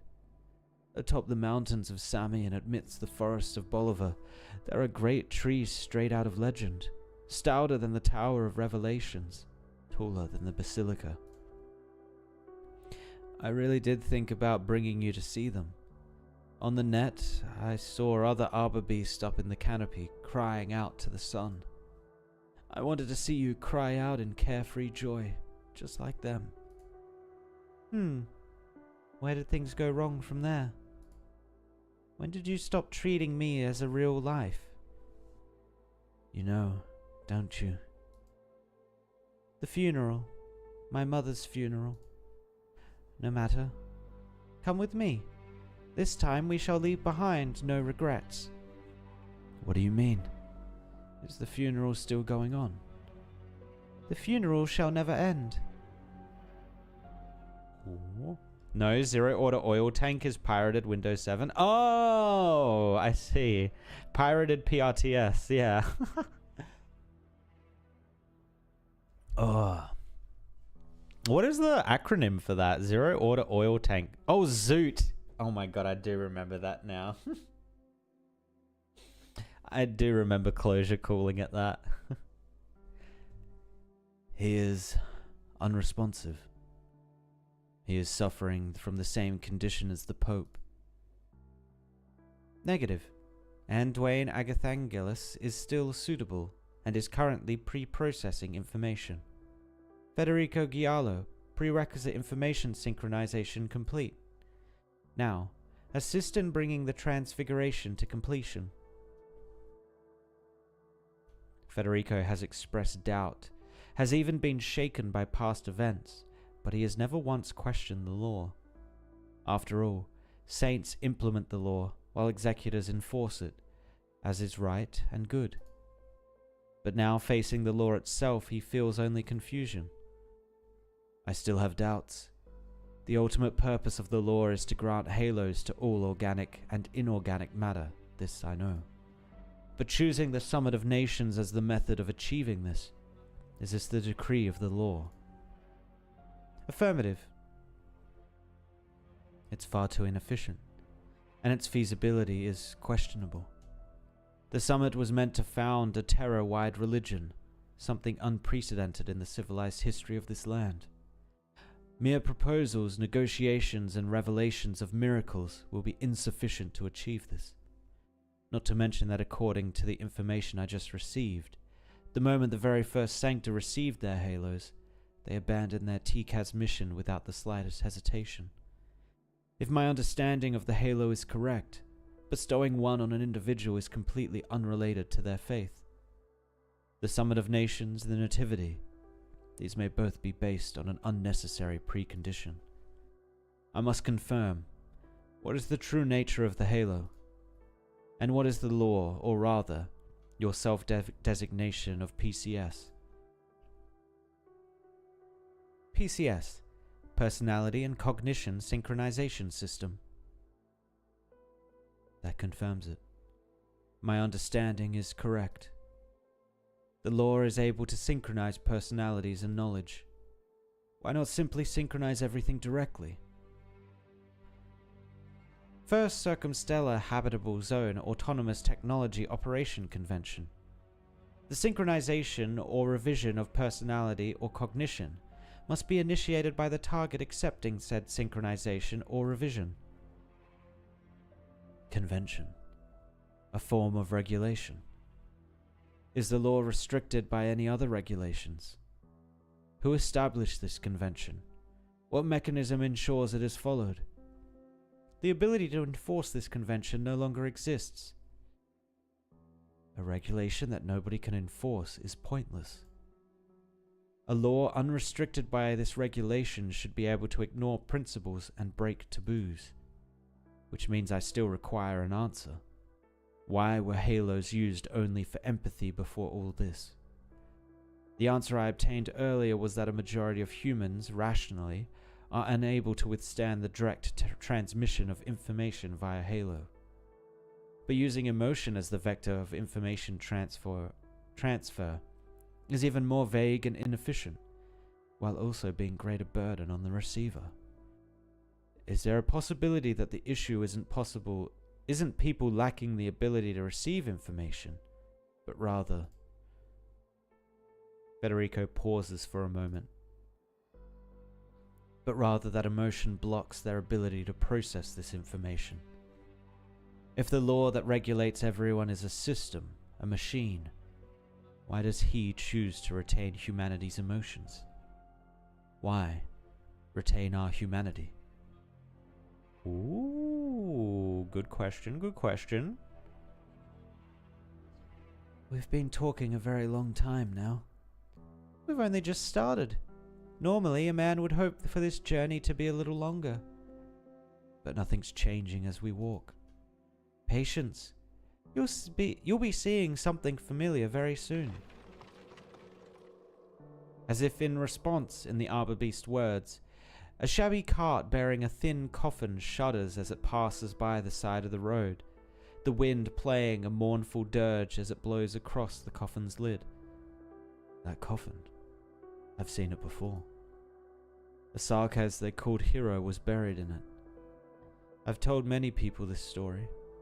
I still remember that he gave up his life to save everyone in town. Even though before he did so, he was a dirty, filthy drunkard spurned by all.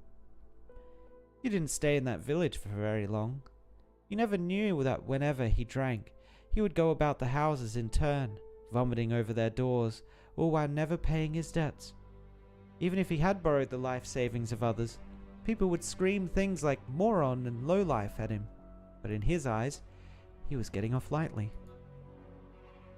When you told this story to the children, Did you ever wonder why he was so abruptly decided to do such a noble deed that night? A deed the likes of which he had never done before in his entire life? I never figured out why. Perhaps he had undergone an endless bout of inner struggle and self-questioning. Or maybe it was just the urge for a bit of goodwill he couldn't shake. All I know is that he didn't do it to be a hero. He died after all.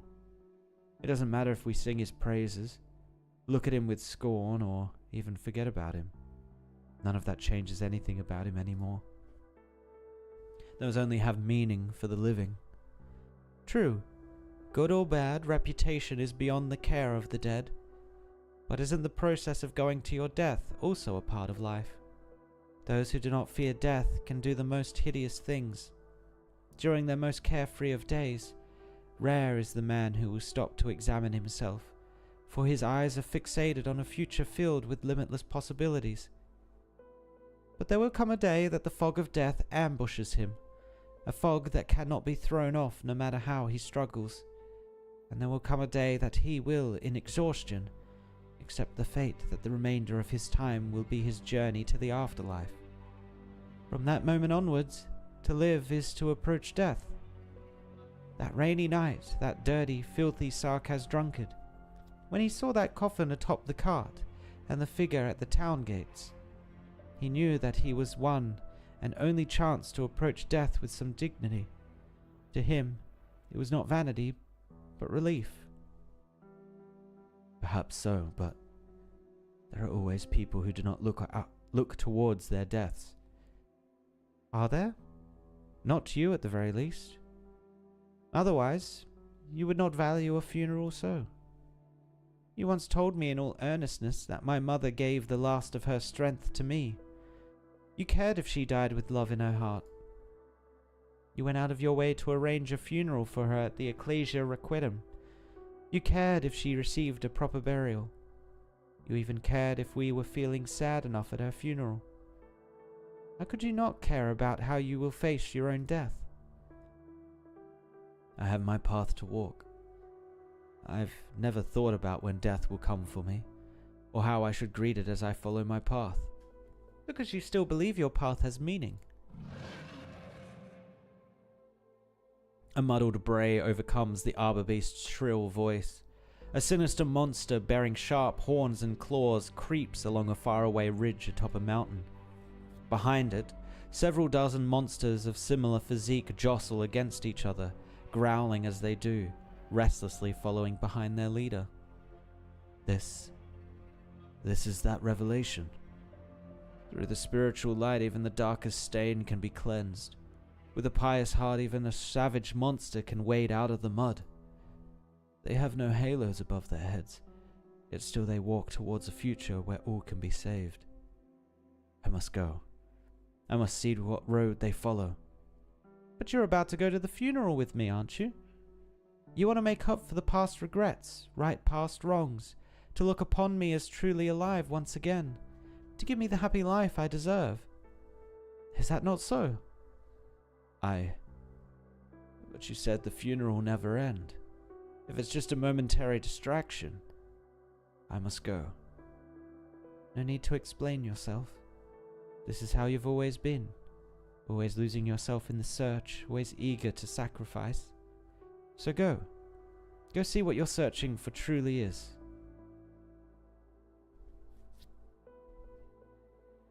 At the end of the Trail of Thorns, the Pathfinder stumbles his way towards revelation. But time overtakes them. Before his eyes, the pack of fearsome monsters sprout halos and wings of light, like newborn beastlings dazzling in their brilliance. The pack leader no longer creeps along the ground. She stands, her jet black skin peeling away, fluttering through the air like snowflakes. With every step she takes, her form becomes clearer, until Edwayne recognizes her from behind. It is a sight he can never forget. Kef. That's Kef. Why? Kef, a Lateran name meaning hollow stone or stone-bound lore. The first saint of Laterano, who named herself after her encounter with the law. However, this ancient name she gave herself has been buried deep within the annals of history, alongside her true face. So the future I work so hard to find, a future where all are saved, was just a past deliberately buried. It was just the road we came in on. Always losing yourself in the search, always eager to sacrifice. It did not stop at sacrificing yourself. You sacrificed Lemuen. You sacrificed Mostamer and Fiametta. You sacrificed your brothers and sisters of the Pathfinders. You sacrificed me. And all this time, you never even knew where this path paved with sacrifice led. All you had was blind faith. Tell me, Nurturer, do you want to save everyone? Or do you think only of consoling yourself? A similar tale to that Sarkaz drunkard, isn't it? Your so-called path is merely your one and only chance to approach death with some dignity. You think only of saving yourself. No matter. I can offer you even greater salvation. Look, we've arrived at the burial ground. Oh. Okay. However, this is not only my mother's funeral, and it's not only yours either. Rather, it is the funeral of all things.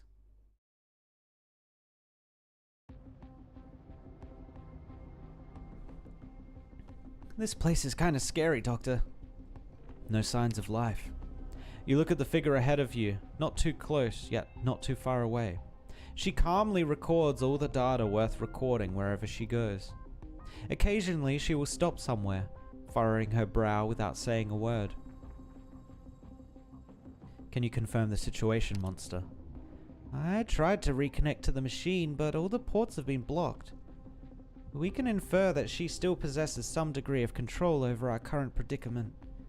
Sorry, Doctor. I'm just as confused as you are. Basically, we're trapped. Strange thing is, she doesn't seem like she'll do anything to us. Is there the possibility, Doctor, that she can't do anything to us? Do you see these ever-changing buildings around us? The city known as Laterano is currently experiencing dramatic upheaval, and traces of the damage it has taken will occasionally be mapped onto here. Changes in information in reality should not be overriding data inside Originium. This plan still has flaws. So you never actually cared about the Sancta? I see there's still a great deal of misunderstanding between us, Serpentine. I believe I can now answer your prior question. The ones pertaining to the precious results we managed to obtain, alongside the shared vision pieced together by we countless many. Right now, under my instructions, PCS is reaching its theoretical operational capacity. This means it is able to include even more targets in the same language system, far beyond an army or a research team, but rather a multitude of races. Through this, connections can be strengthened, barriers can be broken, differences can be eliminated. That's not such a bad thing. Not the Sancta, not for a life on Terra. You're sounding like some kind of advocate of interracial harmony. I can't deny that. Though, we would benefit as well, of course. I didn't calibrate PCS to churn out soldiers or scientists we can order about. Such a plan would collapse at the slightest hint of our true disaster. Originium is our only solution. Needlessly complex biological information will only serve to slow its progress, but PCS has the ability to unify the races into an integrated whole. It can merge the countless lives of Terra into a singular race, who will pave the way for the expansion of Originium. As for whether this unified race can still be considered Sancta, I don't particularly care. It seems PCS is rather set on this outcome, going so far as to autonomously perform many unnecessary inferences for it to come to pass. It should not have this degree of independence. Perhaps a side effect of the sudden increase in throughput, or an abnormality caused by its long period of disuse. If we have the chance, we can spend some time looking into it as a fun diversion, but not right now. I really don't think she's hiding anything, Doctor. Hiding? Rather than allowing you to fool around and break my samples, Serpentine, I think it would be better if I showed you around personally, just like old times. The woman reaches her hand out towards you. Hesitate. She retracts her hand, then turns to continue onwards. None of this will stop, Serpentine. Aren't you interested to see the ultimate outcome? Follow her. She knew you would follow her. God damn it, I should have picked differently. Did someone else pick differently? What happens if you pick differently? Do you still just follow her? Something's wrong, Doctor. I recorded the route we followed to come here. From the Shrine of Nurtury to the Tower of Revelations, then onto the Notorial Hall in Pagus Mykelian, which means the Sunset Chapel is up ahead. It's the route the monsters are following to gather up. And then there's those unusual scenes of destruction around us. They keep being mapped onto here, which means the chaos in Laterano is still ongoing. We've been walking alongside them in a whole different dimension. The moment you become cognizant of this, you see the stillness of the city begin to break. Motion blossoms across the scene in stutter freeze frames. Battle, explosions, prayer, chanting. You see Exusiai. You see that hollowed monstrosity. You cannot tell if this scene has arisen because of your presence, or if she has deigned to allow you to see it.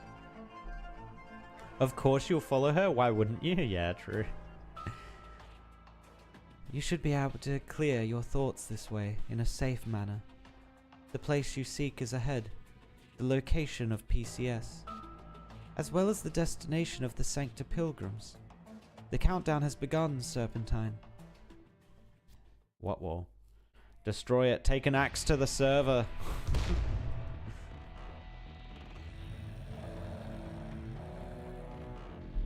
Seriously? Not even time for a breather.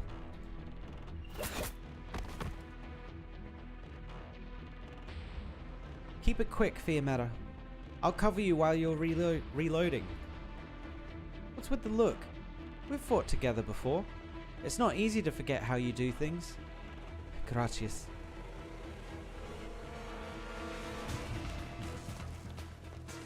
Hey, Mostomer.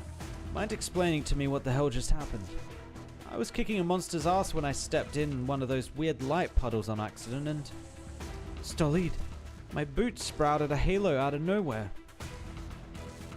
It's one of the Shrine of Nurtury's projections. If you don't feel like being turned into stuff your brain can't even process, then stay away from it. And how are we supposed to do that? It's spreading way too quick. It'll kick us out of Pagus St. Marcel before that pack of monsters even gets here. None of us can stick around to play defense at that point. We've stuffed the big pipe organ in the Sunset Chapel full of explosives. Our friends from Lithanian added some self-igniting enchantment on top of it. Even if nobody's around, it should still be able to blow these freaks to Kingdom Come. The one they used to play the dirge for the city-wide memorial service. That's the one. Sweet. It's had to listen to hundreds of years worth of prayers and sobbing. It's time we play at something with a bit more pep.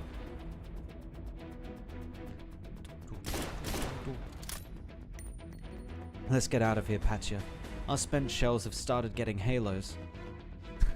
Okay, that's kind of a funny thing to imagine. The Tower of Revelations in Pagus Ecclesia and the Notorial Hall in Pagus Mykelian have been lost.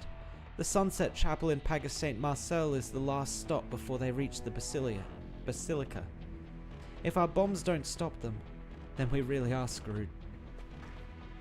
Huh, if Federico and Edwayne were right, and the procession really is headed for the Basilica, I think it's too early to throw in the towel. I've been a legatus for a long time now, so I've got experience with getting places quickly. If we can't stop them from rushing right over, then why not just remove their destination? Look, Mostamer, there's a big difference between blowing up a pipe organ and incinerating the entire basilica. Hey, if Boots and Sancta can both have halos, I don't think there's that big a difference between the organ and the basilica. Fine, you're right. Since we can't block or kill that giant monster, we can at least think of a way to make the road not exist anymore. She'll never be able to reach her destination. You sure we're talking about the same thing here? Let's go. Withdraw to the plaza in front of the basilica.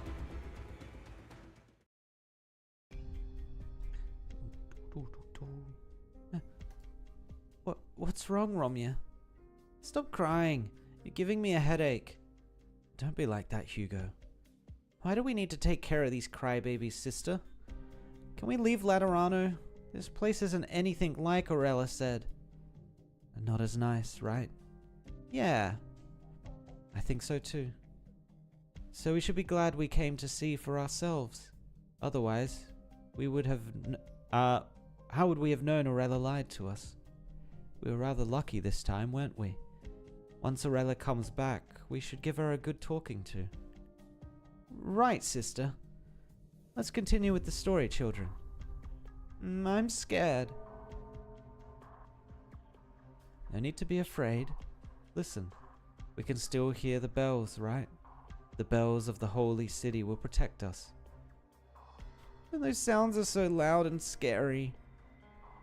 Hugo, Giselle, do you hear them as well? Oh. Noetta gathers the children to her side as best she can. She takes note of the fear twisting the faces of the Sancta children, their halos flickering like mad. Is it empathy? That monster's empathy, the procession's empathy, an entire city's worth of empathy. We're so far away and yet. All Noetta can do is stay silent. She is no Sancta. What she is dealing with is not a gang of singers mercenaries. The complex and mysterious knowledge floating around in her mind is of no use. She cannot even say how she got to this point.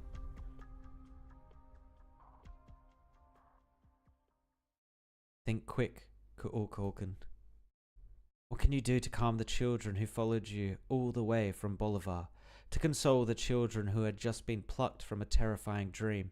Also, yeah, I saw someone, I read it before, but I think I overlooked it a bit. Someone said the Ku'ulkal can only live for like 60 years, I think it was. Damn, rip. Short-lived species, man.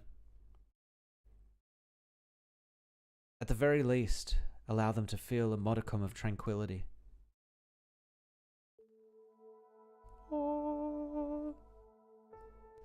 East of La Unidad, Laterano, holy city of white. Romya. It's a hymn.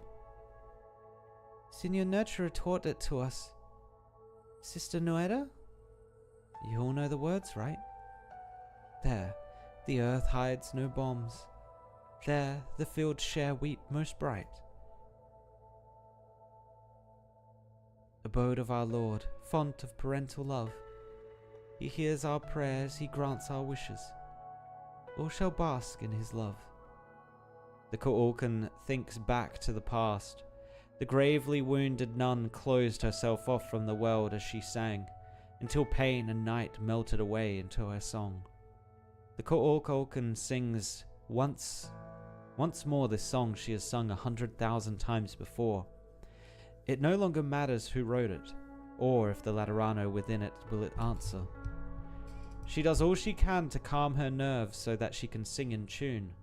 Slowly, the voices of the children join the chorus, echoing out from the room, blending with the distant peals to form a radiant glow. All shall bask in his love. At the very least, they still have this song. It might be of no use, but at least... Noetta reaches under the hem of her habit, holding her axe tight.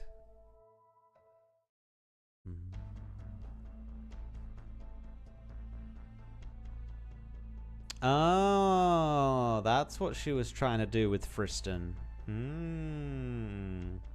Rip. Oh, the snake? The Holo Hayek is only what? You reckon just maybe 30s at the oldest? She's still got half her life ahead of her. Reverend, I can ask our blessed companions to sniff out her position. There was a time when, with her gun knight armor and custom rifle, she would break the Guardian gun kill record over and over. Finding her will take time. The procession can't wait, Veliv. Focus on your work. I'll handle this myself. It's been 10 years. I'm surprised this private frequency still works. I wanted to ask the folks at the Notorial Hall to delete it a long time ago, but I keep forgetting. Guess I've gotten old. Huh. The real surprise is you, Orella. Why didn't you take off your armor when you left Laterano? Without it, how am I supposed to settle things with you, Magister? You really hate me, don't you? It seems the Saint was right. The best motivators for the Irari to return to the Holy City are hatred and loathing. Huh. So you're saying this mysterious fool that affected all of Terra brought out their bad side? That might be so for others, but for me, you know better than anyone else. Naturally. I will never forget what you did to me. In that nomadic monastery, you wounded me yourself, read the courier's banishment order to me yourself. You took everything away from me, yourself. You committed mortal sins. Your punishment was pretty light given the circumstances.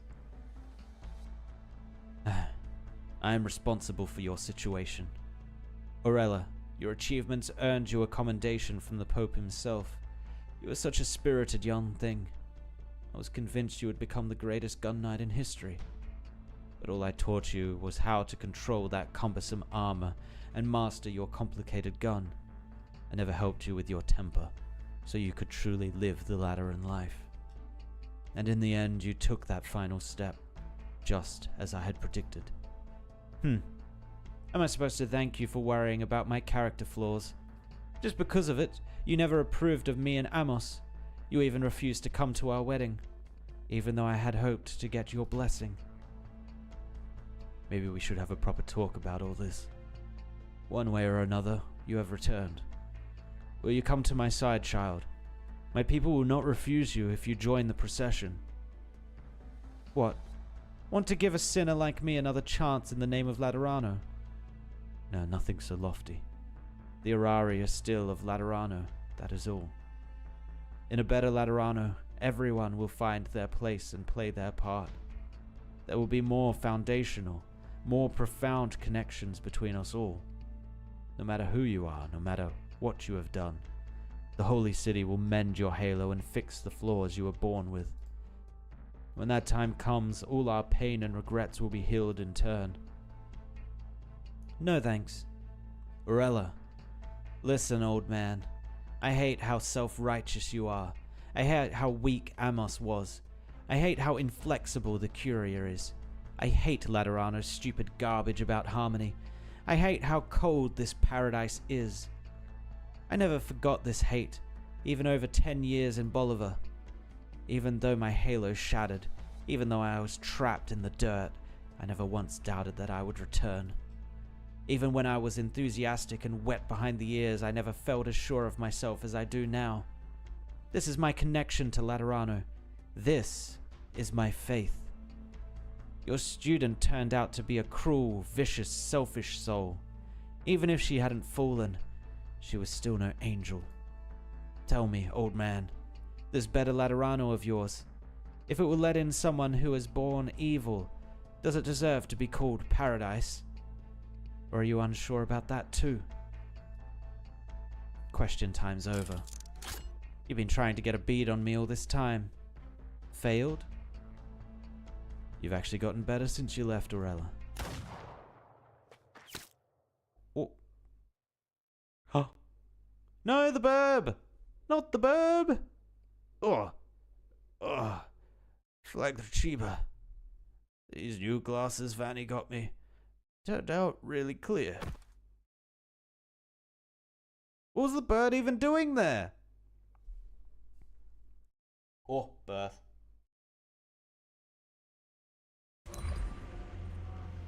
Alrighty.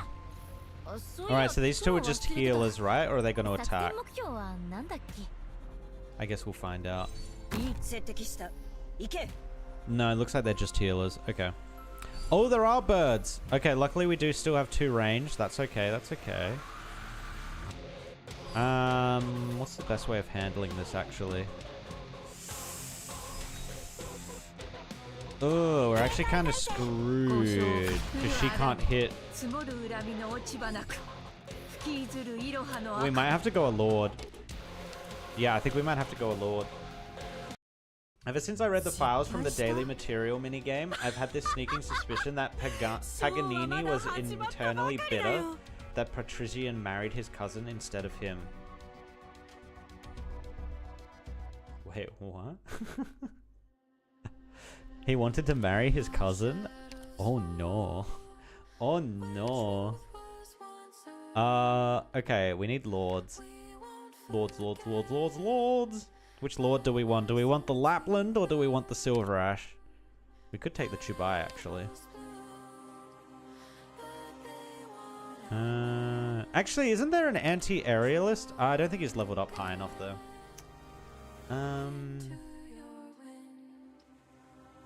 We don't need the silence, I don't think. The bind would be kind of nice. I'm gonna take her.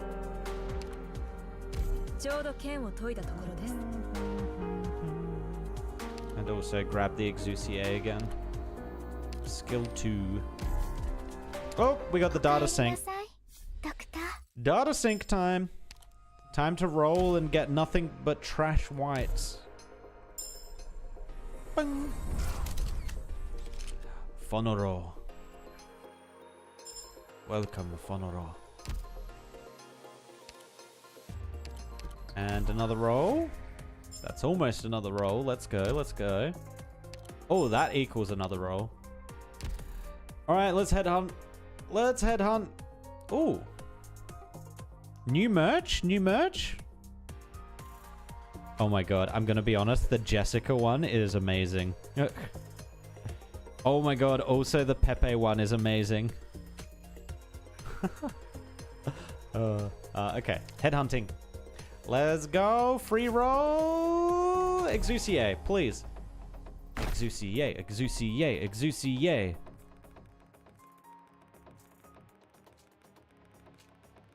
Nah. Rip. I highly recommend a Lord or Mule Size. Yeah, Mule Size would work here. No, Mule Size would come in asleep. You'd need someone to be able to hit her awake. Alright, we got a couple rolls here. We got a couple of rolls. You need to get anti-air out ASAP. Those birds will not hesitate. Yeah, well, that's what I'm hoping Chubai. Chubai will be able to hit them. Rip. There's my anti-air. Cruise. We might bring Texas. We could just bring Texas to be able to wake people up really quickly. Dude, this is a disaster. This is actually a disaster. We've rolled almost 80 times now.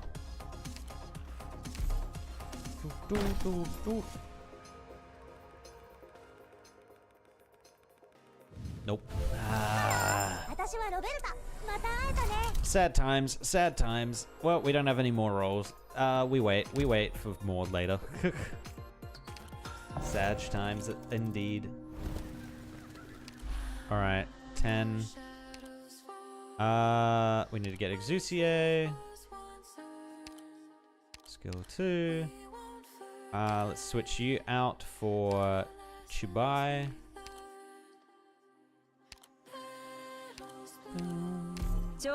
And let's switch out... Who isn't going to be super effective here?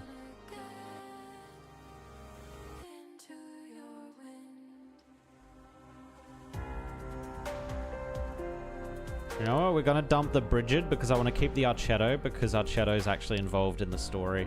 It feels right to me. And bring in Texas. Where is she? I actually don't want spam Texas. I want attack speed Texas. Oh, actually, the other character that could work here really well is, yeah, Kirin. Kirin would also work well here. But we'll just go with Texas. She should be asleep, but her clone blob won't be. Oh, interesting. You can kind of cheese it that way. I see.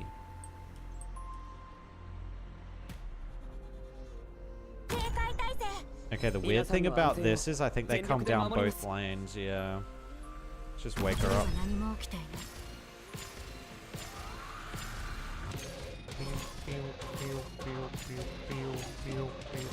Yeah, might have had to face the other way.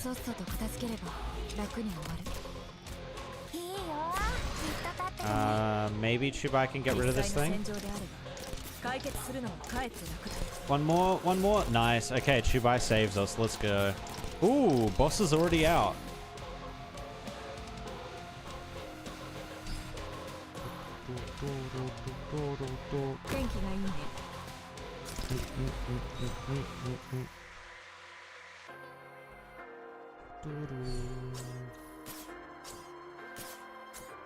Okay, we got perfect timing on that. That's nice. The kind of awkward thing here... Actually, it's not that awkward. Oh, we can't text this because this is a sleep area. No.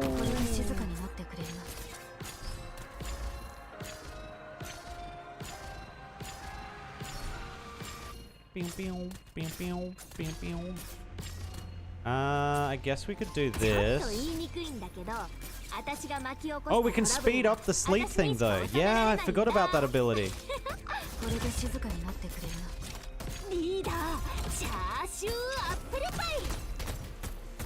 Oh, okay. She does deal quite a bit of damage.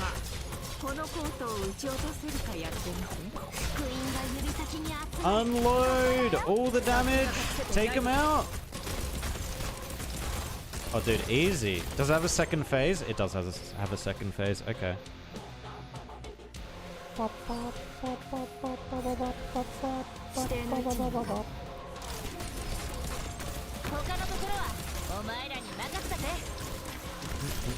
We have no healer up, but I believe. We don't need no healer. Yeah, look at this. Easy, easy. Get out of here. Oh. Wait, what? Wait, what? Enemies within range gain a barrier proportionate to their max HP every second.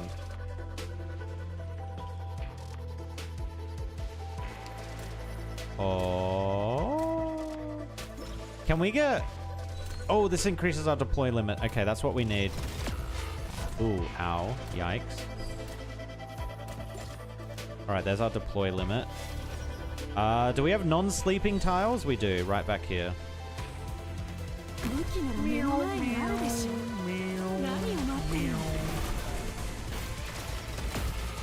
Oh my god, this thing's one-shotting everything. What the?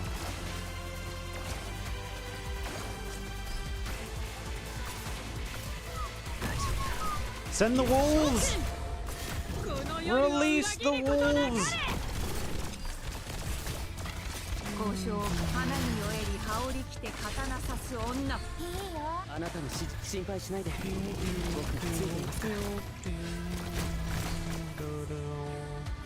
I guess we could do this.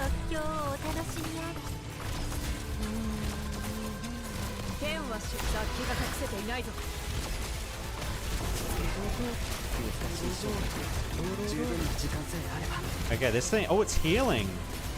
You can see it's... Oh, it's dead. It's dead. It's so dead. Lol. Get out of here. Boop, boop, boop, boop, boop, boop, boop.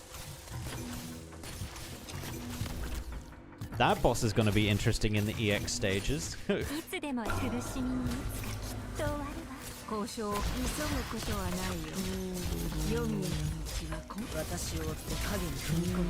Oh, this is a lot of birds. This is a lot of burbs.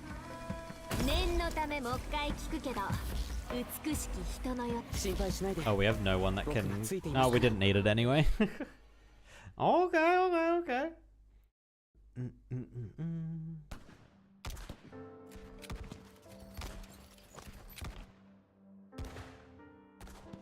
My auto opens with mule size and a blob cloning Exusia. Oh, that's a good idea. The saint drags her massive body along as she walks at the head of the procession. The sanctor named Lemuen jumps around, pulling out gun after gun like prestidigitation, raining a hail of gunfire onto her quarry. But the saint barely even spares her a glance. Her halo shimmers, and despite the great distance separating them, Patrizion still hears her voice with perfect clarity. Their empathy is growing stronger, which means their long journey approaches its end. Allow our other cohorts to take care of your friend's remains, Patrizion. We do not need to mourn him. Your beatitude. Do you still remember that arbor beast fledgling? If we reach our destination, Laterano shall recreate the miracle of life once more. Every miracle freely performed. You mean? And so we move onwards. Yeah, Patrizia kind of got baited into this, huh? The grand procession passes statues after statue, workshop after workshop.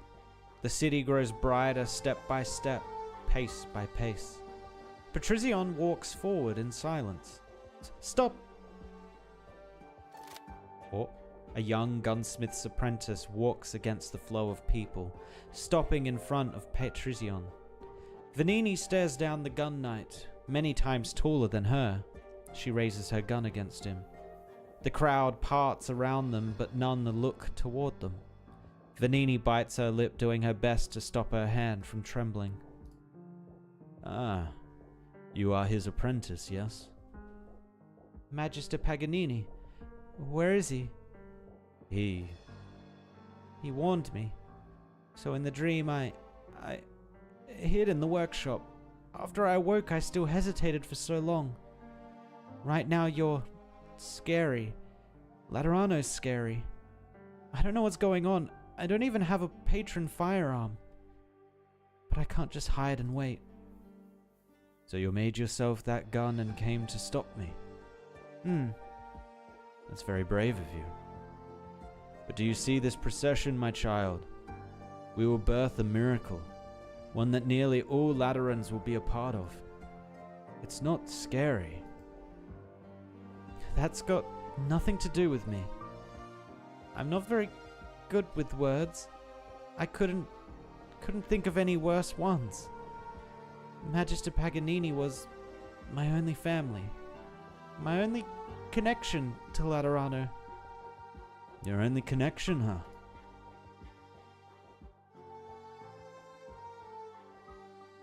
Pag, you never got a halo in the dream, so why did you join the procession? To find a chance to kill you, obviously. That sniper, your old student. Tragic, isn't it? Worse than when Gaia left. You're still going to listen to that monster? Going to keep protecting the crowd on this walk? Don't think I don't know what you're thinking. The Laterano of 50 years ago forced you to banish an infected library. The Laterano of 10 years ago forced you to banish a fallen gun knight. Even your granddaughter is far too stubborn and opinionated. Who knows if someday she too will.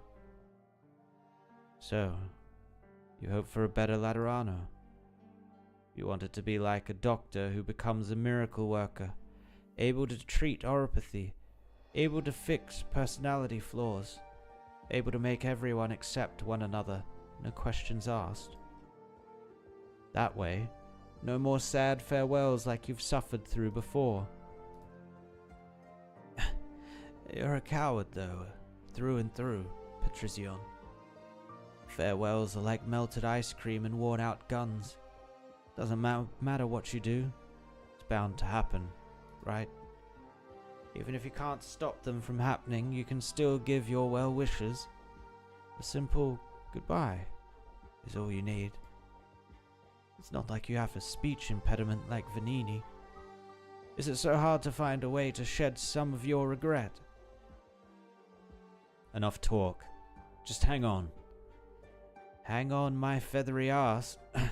This is a bullet that can cut right through my gun knight armor. Or through gun knight armor. Don't touch me. Let me finish, otherwise I'll step into the grave that much quicker. Alright then. What's with the tone? Don't even think about getting sentimental on me, Patricion. Why do you think I saved you? Don't jabber at me about calamity or crisis or what path Laterano should take. If the city really is going to be destroyed, surely we can do more than just leave it to some monster from beyond our nightmares that's sprung up out of nowhere. Orella, Viametta, all those other Laterans you know. Are these connections that weak to you? You're a gun knight. You Stolt, the best gun knight in all of Laterano. Paganini gets more intense the more he rambles, but his voice grows quieter by the second. Patricion holds his old friend tight, feeling the warmth slowly drain out of him, as though the last dregs of his life had spilled out with his latest outburst. Hey, not going to say anything? Never mind then. Before at the shrine I said we never actually shared anything these past few decades. Now, at the very last, or least, that regret's gone.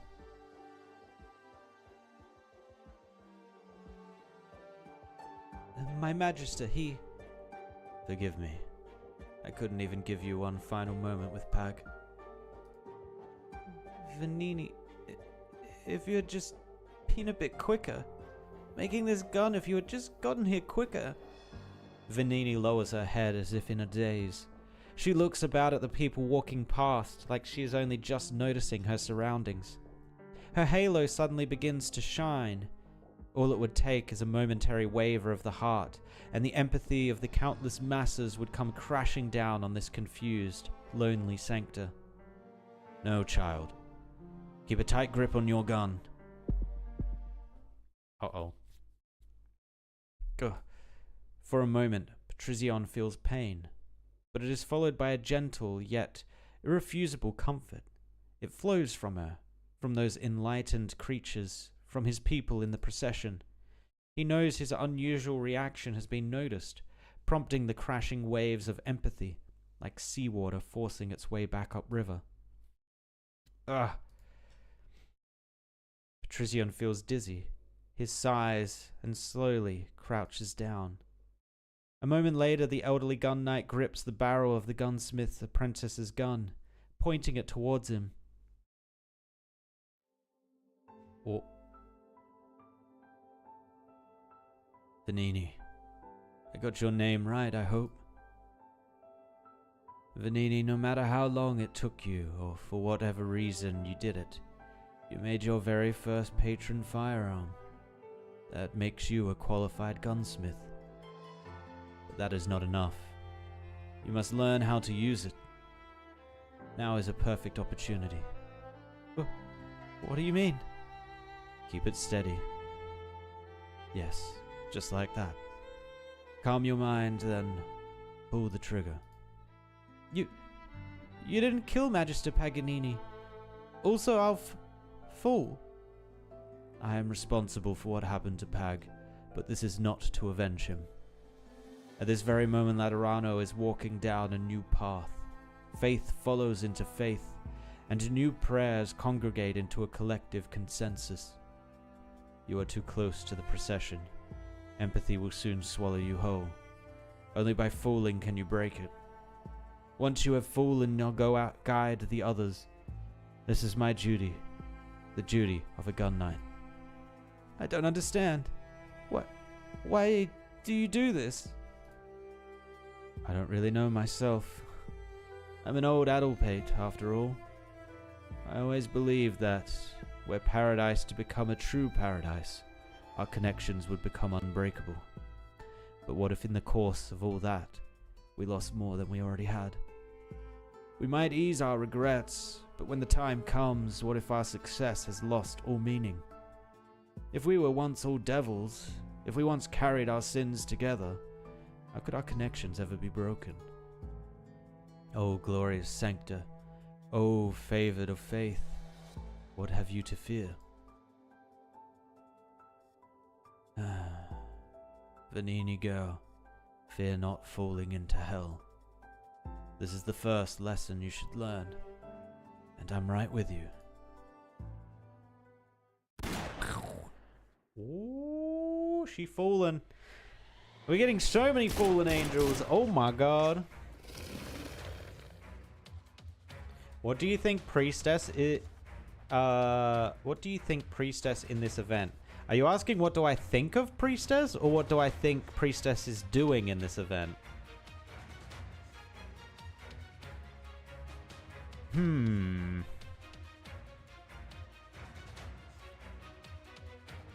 not actually sure what she's doing in this event. Because she kind of sounded like she didn't want this to go ahead. It sounded like it was going too fast, and she was also discovering whatever was happening here was rewriting a Reginium, right? Because she said, when she was like kneeling down to pick something up or investigating something when she was writing in the book, she said that the Originium was being overwritten. And I don't think she's a fan of that. I don't think she's a fan of that. It just never ends. If this keeps on, I'm going to have to start smacking them with my weapon. Me too. My hand's getting numb. I can barely hold my staff. Don't know how it's going on Fiametta's side of things. According to the plan, once she sets the explosives, we'll blow up the plate's locking mechanisms and send all of Paga St. Marcel adrift. It'll also cut those monsters off from Basilica. If we can hold on that long. Dispersing arrows. Wait, who does dispersing arrows? Leave them to me. These clothes. Oh, it's Archetto. Oh my god, she's back. She's no longer a priest. Let's go. Leidengard Temporary Solo Combat Team Hildegard at your service. Landon? Sorry, never heard of you. It's fine. I'm used to it. Some of my Sancta sisters are in that procession. We were running our business when we got called back, and then we went through a whole bunch of stuff. How should I put this? Even if everything that happened was fake and Landon Monastery hasn't actually been given important responsibilities by the Courier, as long as I'm here, Laterano will once again remember the name of Landon Monastery. These monsters might look strange, but they're hardly more of a challenge than the beasts of the great snow-capped mountains. I've got enough arrows, and I've got a sharp eye. I'll help you hold them off. But we're all tired out, kid. We've racked our brains and put in the effort, but all we can do is keep falling back. We're not exactly settling any grudges here. We came back to Laterano just to suffer again. It's almost time, Mostamer. Still no news from the Lemuen lady. If we can't disengage the defenses on the plate lock mechanism, we won't be able to blow through the armor plating, right? Let's just call it here then. If those guys reach the Basilica, then what happens?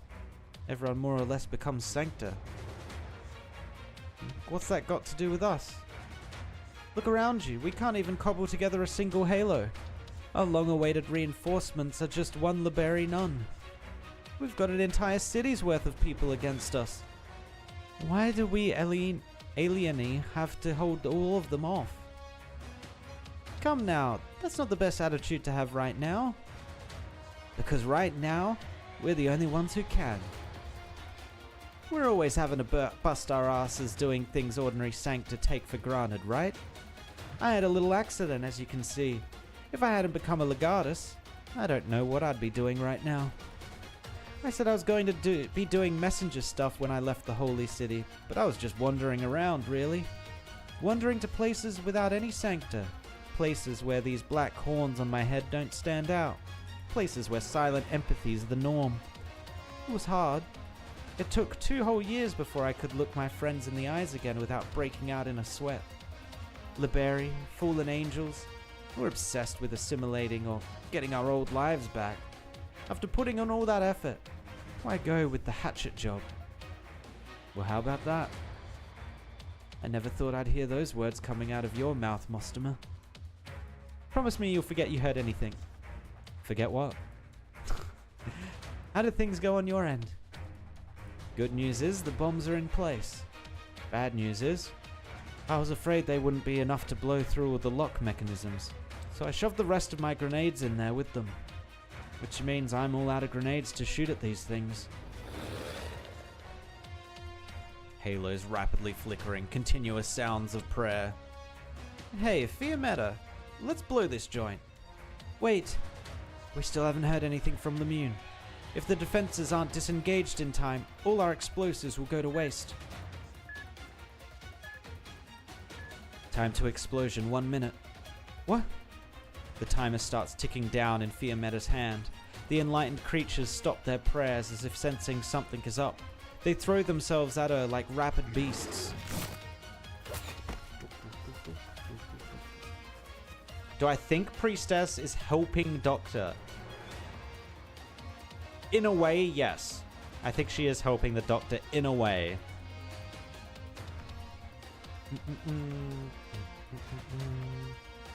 Hildegard reaches for her quiver. It's empty. She's already out, bro.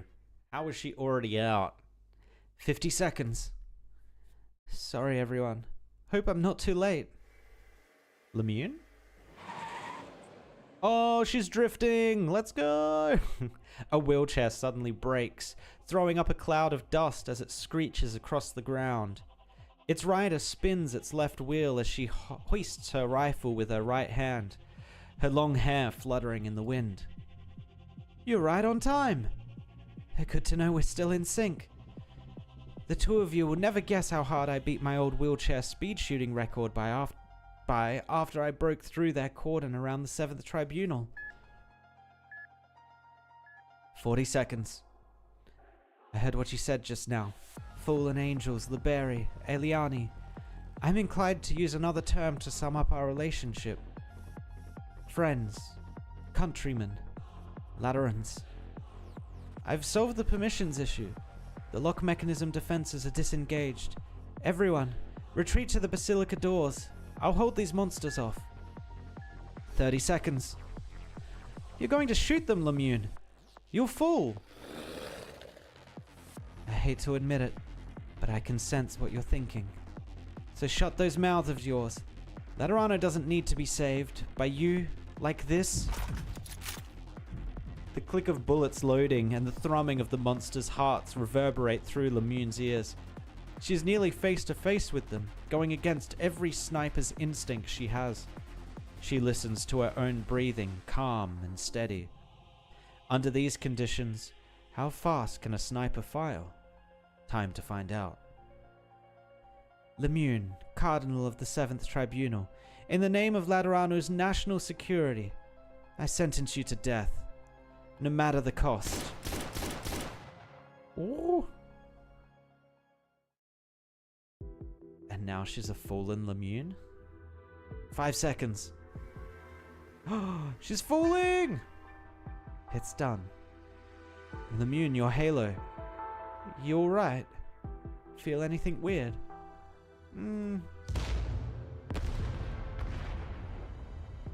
A violent explosion tears through every inch of the ground in front of the basilica, a rift ploughing itself through the plaza. On the other side of the rift, the grand procession shows itself as it marches forward. Is that Elle?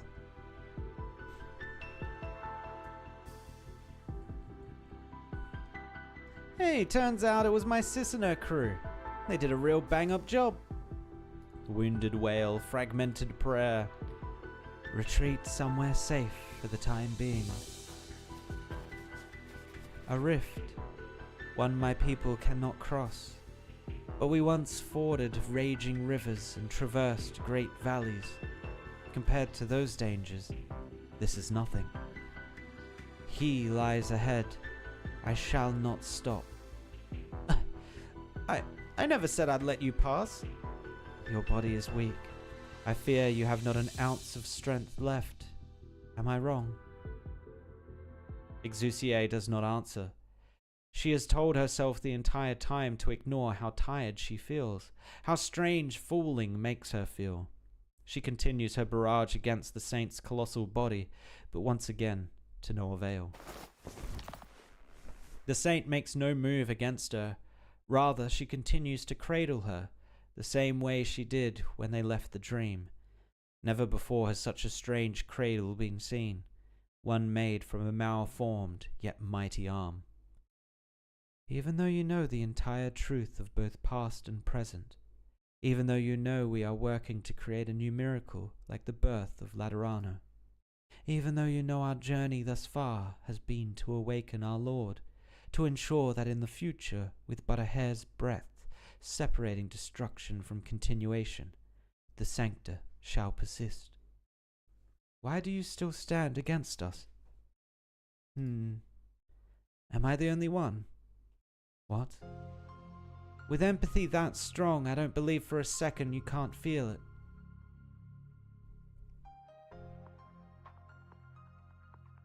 After so many long years of waiting, I finally got my chance, but it was all just a dream. A dream's fine too. If it's all a dream, then I don't have to worry about anything. Maybe getting shot here doesn't mean anything in reality. If this is a dream, then I shall wake. If this is obsession, then I shall shatter it. Let us only speak of redemption after that.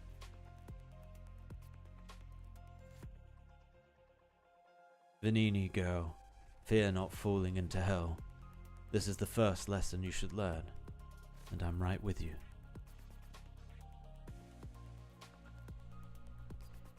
East of La Unidad, Laterano, holy city of white. There the earth hides no bombs. There the fields share wheat most bright. Oh, shall bask in his love. I hate to admit it, but I can sense what you're thinking. So shut those mouths of yours. Laterano doesn't need to be saved. By you, like this.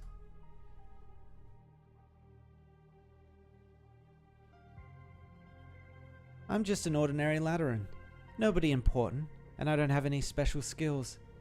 So when I listen to you talk about the origins of the Sancta, the history of Laterano, the essence of faith, the crazy truth behind the life we're used to, I was shocked.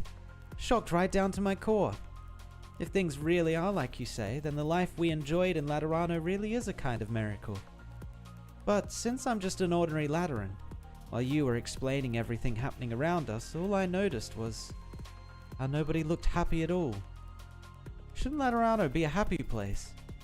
If lots of our people will suffer when we complete this journey, how am I supposed to believe you can make the miracles happen? Wait, no, scratch that. How am I supposed to believe it's a miracle in the first place? So even if I wasn't around, there'd be other Sancta to stand against you. I shared all I have seen and all I have experienced. You still choose to turn away. The path of the Sancta is a cruel one, our faith paved with sin and suffering. Have their years inside this peculiar, distorted paradise left our brethren so weak? You're not getting me at all. Maybe I should just be asking what you asked me earlier. Why you? I have already told you my answer. Even if this terror-destroying calamity is real, and millions of Sancta are doomed, and Laterano's about to be completely screwed, why are you a saint, the only one who can bring us salvation? We're the ones who live in this city right now, who enjoy its blessings, who went through its changes, and who protected it from destruction. You don't exist anymore. You're just a ghost, a string of code I can shoot. Incorrect, my child. When I lifted my spear against my dying companion, the sleeping silver mounts answered me and recorded my prayer for all eternity. All that is happening here and now is a continuation of that prayer. Death cannot be undone. Yet I wandered amongst his data stream. Together we heard your prayers. No matter how appearances may change, no matter how the faith develops as time flows by, so long as the Sancta still pray, he shall operate eternally, and I shall forever be there. The spiritual light will always shine on Laterano. This is our mission. Prayer is useless. Pardon? To be honest, I learned a long time ago that prayer is useless. When I was in my 3rd year of primary school, an investigator from the 6th Tribunal did an experiment at our school. She said there were 2 groups of patients at Faber Central Hospital with more or less the same conditions, and split us into our own 2 groups. One group would pray every day, while the other didn't have to do anything. But in the end, there wasn't any difference in their recovery. The investigator told us the results in class. Prayer is useless. It's funny, really. This country's full of churches, but it's always doing these kinds of outrageous experiments. You're right. Laterans really do pray to the Lord every day. Praying they'll get better soon after getting sick. Praying they'll pick the coolest guardian gun ever. Praying the caravans won't run into catastrophes on the way home. Praying they'll never have to say goodbye to their friends. Praying that they'll be able to make it through all sorts of pain and suffering. But I never actually expected there to be a Lord who would grant everyone's wishes, who would swoop in to save us when we're in trouble. Empathy lets us sense the emotions of our people. It's let me know if the ones by my side are happy or sad. But prayer? Prayer doesn't need me to sense things. It needs me to want to help my family and friends to understand things outside of empathy. It even lets me feel like I could help some complete strangers get well sooner, even though I know it probably won't change a thing. I met lots of Sancta while running around with Penguin Logistics. You'd be hard-pressed to call some of them father, while others don't live life like we do in Holy City anymore. But they were also fulfilled. And I still felt close to them. I believe it's because we still prayed like we always did.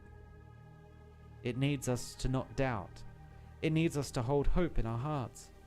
Just being down to pray for each other is a beautiful thing in itself. It gives me a true connection to the people. If these connections were the foundation of faith, it would be exceedingly frail. No, I think it's exactly these connections that help hold our lives up. Survival, life. If you don't understand why Sancta these days are all about desserts and explosions, what's up with you? Or the saint suddenly becomes exceptionally restless. She feels out the edge of the rift as she paces along it, her sharp front claws piercing the exposed, bent foundations, trying to find a way to climb down. This rift you have opened allows me to sense his signal much more clearly. He is below the basilica, calling out for me to approach. Oh no. Why is his signal in such disarray? He is anxious, uneasy. The Creator has already revoked, or perhaps there are other threats forcing him to change. The sound of machinery, faint yet clear, rises out from the depths of the rift below their feet. The saint's unease becomes increasingly obvious. Half of her body has already entered the fault. Her claws clench, and Exusiai senses that she is in great pain. Behind her, the procession stops, countless halos flickering over and over due to her worry, like a river of paralyzed stars. Child, talks of past and present are meaningless. You need only step towards the future. You do not understand this crisis. There are no new solutions for you to find. You must survive. I said it before. I'm not letting you pass. How are you meant to stop a ghost? A string of code. The saint's voice becomes garbled. She has reverted to barely more than a beast, like the Tikaz who trudged through the mud all those years ago. If we weren't in this mess, we could have been pretty good friends. A ghost, a string of code, the very first Sancta. There's no cooler friend than that. Ah, silly me. Can't believe I forgot to introduce myself. Lemuel of St. Theodore's Comprehensive School. #1 student in the 84th Intercity Net Security Preparatory course. And I've got the school certs to prove it. Every bullet I got you with was custom made. They just needed some time to take effect. Wait, what? Delayed bullets or something? Her patron firearm howls once more. The force of the barrage finally frees Exusiai from the saint's grasp. She leaps high into the sky. Ooh. We're not going to give up on life, obviously, but we're definitely not going to go with your plan. If refusing it means the halos connecting us will be cut off, then cut them off. Because even if you do, we will never stop praying for each other. We'll still give thanks to the Lord for his existence, even if he isn't what we thought he was. Oh Lord, thank you for being there, for blessing us with bread and bullets, for being there for us during our trials and tribulations. Thank you for spreading the light across Laterano all this time, giving everyone the chance for salvation. Thank you for clearing the way for us. Amen. There. Prayer done. Let's say bye-bye, the wildest way I know.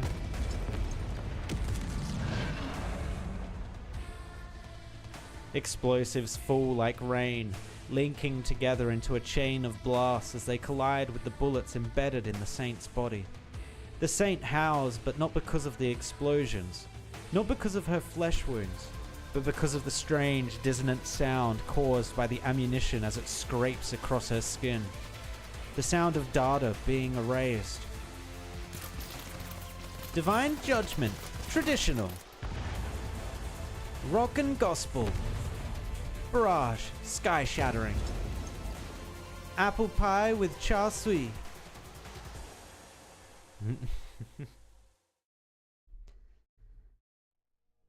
Damn. She was able to delete data. That's some crazy shit right there. Retain humanity's emotions. Retain humanity. Negative. Humanity does not exist. Variable referred to as humanity as a byproduct of originium. Technically true. Originium. A sea made of originium. It's like the sea back home. Calm, beautiful, but one nobody dares to set out on. Maybe, maybe not. This is familiar to you because the sea by your hometown is here. There's even a part of you here too. All things that are have been sealed here. A coffin for the world and everything upon it. Like the crystals left behind by oropathy patients after they die. If that helps you understand it, then yes. Amazing, isn't it? This was once the end of everything. We are born far too late, our lives far too short. We even unconsciously take some inconsequential mishaps and turn them into the foundation of our very being. Like how you blindly took a shattered memory and turned it into divine revelation. But no matter, the Lord wishes to bestow upon you true revelation. He says, none can be saved.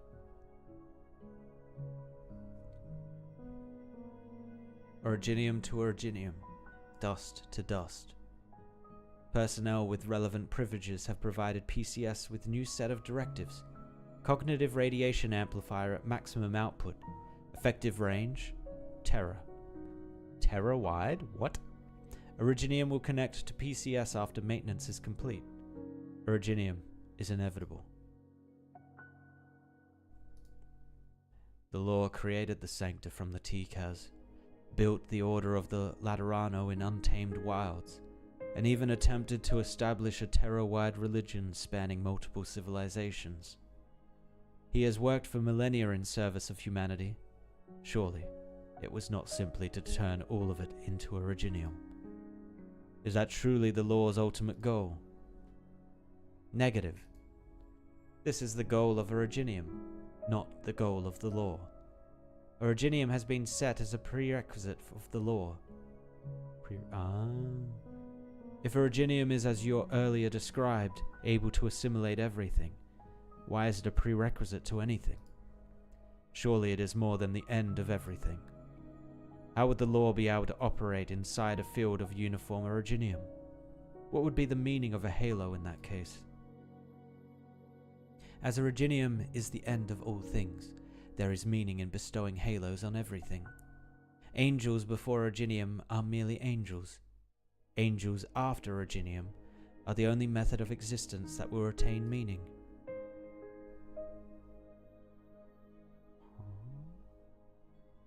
None can be saved. So not even Laterano as it is, a cramped paradise, can be preserved. It cannot be saved, nor preserved. Save everyone has never been a tenable commandment. All things march towards death. The only way to save them is to see them off. Grant them a dream, a bearing to hold themselves to. Hide their blemishes, espouse their brilliance. By doing so, you allow them to gladly accept their final journey, like how you saved yourself. Granting dreams to others as a placebo? No, I won't accept that.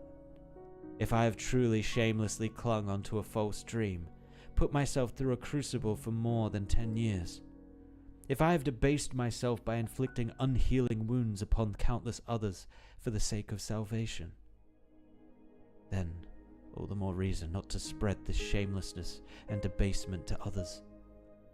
Even if you accepted it, you are unable to perform such an act. Only the law can bestow such salvation. You can't possibly mean. Kef's plan was to give everyone halos also they can be granted this salvation. But how would becoming Sancta help? Are Sancta beyond callousness, beyond cruelty, beyond suffering? We shall not stop at becoming Sancta. We will all become true angels. And Dwayne Agathangelos. True angels?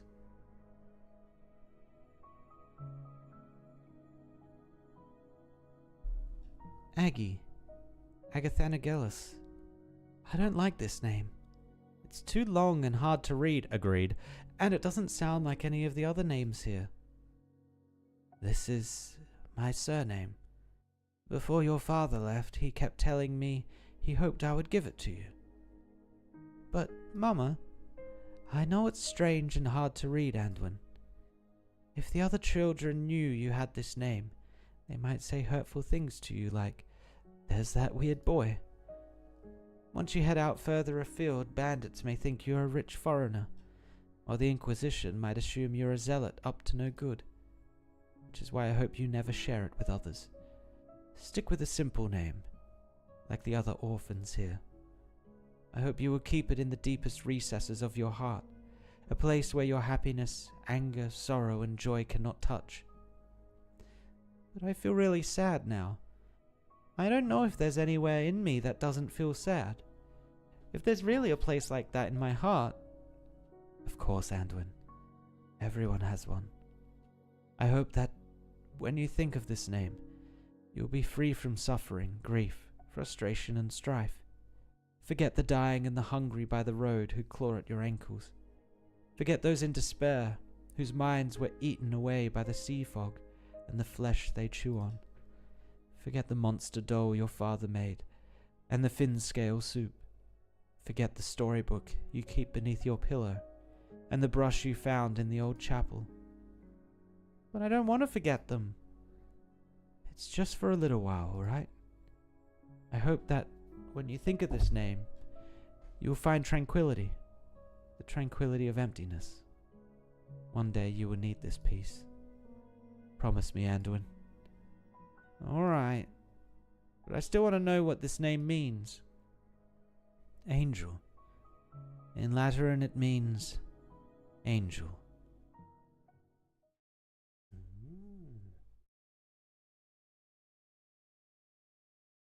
tranquility. Yes, a very apt descriptor. Behold, even as they come, they do so in silence.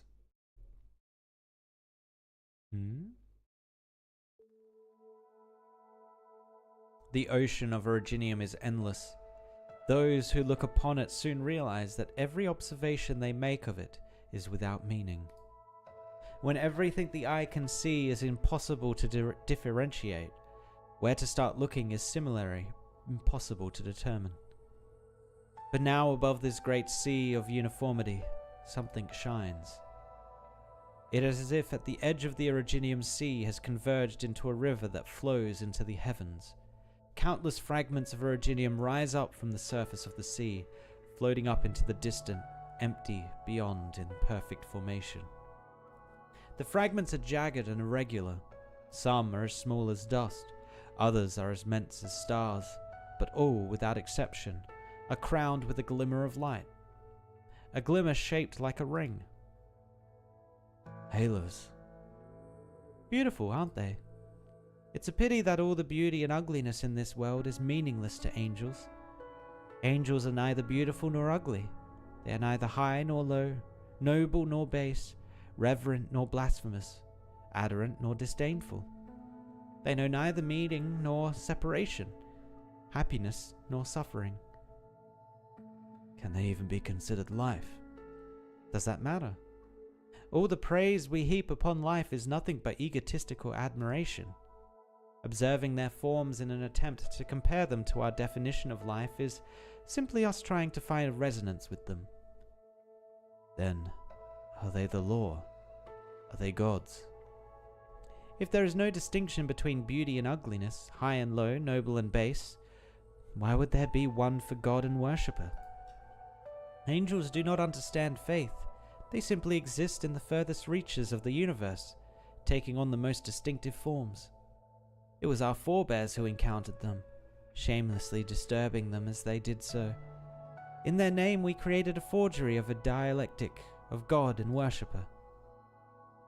If all our emotions, ideas and actions have nothing to do with angels, what does our future have to do with them? It is because everything we are has nothing to do with angels that we should become them. Now, this is only a possibility, but when the Creator descends, when everything is submerged into this ocean before us, a time of stasis, uniformity, and meaninglessness, the sancta within can take on the forms of angels and enjoy an external existence where they shall shine forevermore. This is the final answer we shall submit to death. This is His gift to the people. He has guarded for thousands of years, His final blessing and salvation. We drift as we drift between past and future. We flicker just as we flicker between reality and void. Angels know not beginnings or ends. Angels know not increase or decrease. Angels know not life or death. In an existence where nothing exists, we can only exist in the form of angels.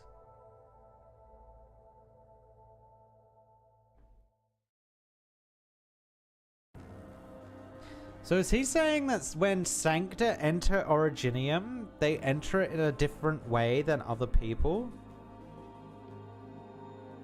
But they also don't appear to live? Like they don't simulate their life when they're in Originium? Is that what they're saying? So these are true angels. Incomprehensible to the point where the law cannot directly describe them, instead defining them by what they are not. Immaterial to the point where taking the form of angels allows one to continue to exist after becoming Originium. This is the existence the law has chosen once everything returns to Originium. Affirmative. If this is the ultimate purpose of the law, then as a saint and an executor, I should implement and enforce it. Unless the law itself is a paradox. I have one final question. Explain to me how, if angels truly are as you say, without beginning or end, increase or decrease, life or death, then why do they, you, have such a strong desire to exist to continue to exist. Oh. We broke the computer. Uh-oh. As machines have inputs, so they have outputs. The saints sought answers in the law, and the law granted them revelation. The fleet asked the system for instructions, so the system issued commands. The Lord, or rather PCS, has never been as silent as it is now. You are an artificial system, so you require people to operate you. This is true for both the command system and the law worshipped by the holy city. The ultimate purpose you were given was to break humanity free from their shackles and return their angelic nature. However, this purpose doesn't stem from people or from angels. Why would the angels you describe desire this? Their actions do not have purpose, assuming they can even perform actions other than drift and flicker. But if this purpose comes from people, how will you turn them into angels? Surely everything you have done was more than just. A wish. A wish.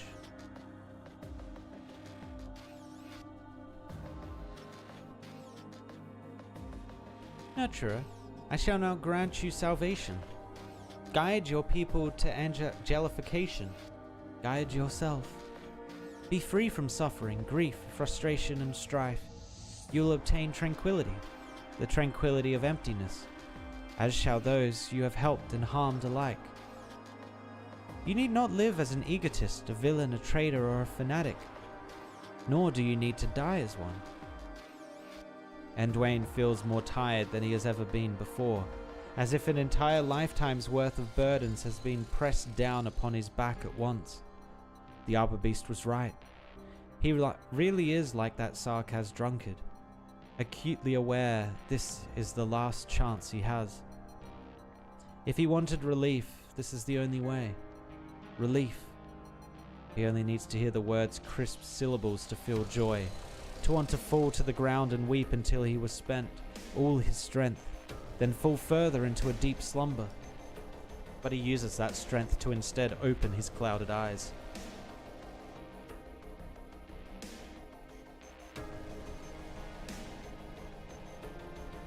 I don't know what kind of answer His Holiness gave you, nor do I know what Mostama, Fiametta, Lemuen, or her little sister are thinking right now above ground.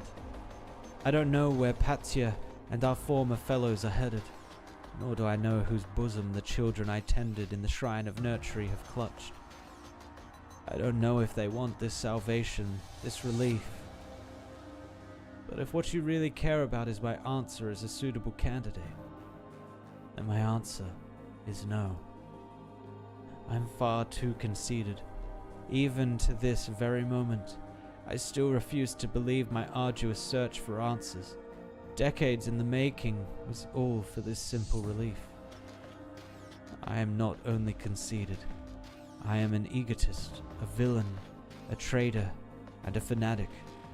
And so I suffer and grieve, my frustrations giving rise to strife. But they are the foundations of my life. If I were to abandon them, the one who obtains relief, who becomes an angel, would not be me. Anduin, Agathangulus, shall never obtain relief, nor will he ever wish for it. Let suffering scar his flesh, let strife snap his bones. Then, and only then, will he have the clarity of mind to walk his path. It seems you have reached an agreement. The law itself is a paradox. He cannot be implemented, nor should he be. And Dwayne, we must correct him, or stop him, if he cannot be corrected. Paradox discovered. Attempting correction. Performing diagnostic simulation. Abnormal node. Wish to continue. Derived abnormal node. PCS. Personality and Cognition Synchronization System. Abnormal node. Wish to survive. Derived abnormal node. The Law, God, Laterano. Abnormal node. Wish for angels. Derived abnormal node. Me. Continue. A scientist input this command. Survive. A Tikaz howled this. And so, an imitator of angels began its endless yet transient pilgrimage. The imitator of angels became a command system, became the law, became a god, yet it could not become an angel. Wish and angel are incompatible. Exporting solution. Unfulfilled conditions. Additional input required. What information is he waiting for? I've said all I can say. If God wishes me to embrace death as an angel, then I would rather be born as a human, with all the ugliness, transience, and suffering that entails. Importing additional condition. Wish to refuse. Re-exporting solution. Must eliminate abnormal nodes and derived abnormal nodes. Eliminate me. Federico Giallo and Dwayne Agathangelis. Execute solution. Oh, it's telling them to destroy it? God's final commandment is to kill God. Even if he was a paradox, he was still the foundation of the paradise of Laterano. With his death, the Sancta will no longer be linked by empathy or receive guidance from the law. Like an infant trapped within a womb, biting apart its umbilical cord and crawling its way out of its mother's cold body, helpless as it faces a land steeped in cruelty. But it is only in such a land that we can be called truly human, that we can have the right to talk about salvation. Law or God, I will kill you. The commandment is rational and feasible. Assist me, Anduin.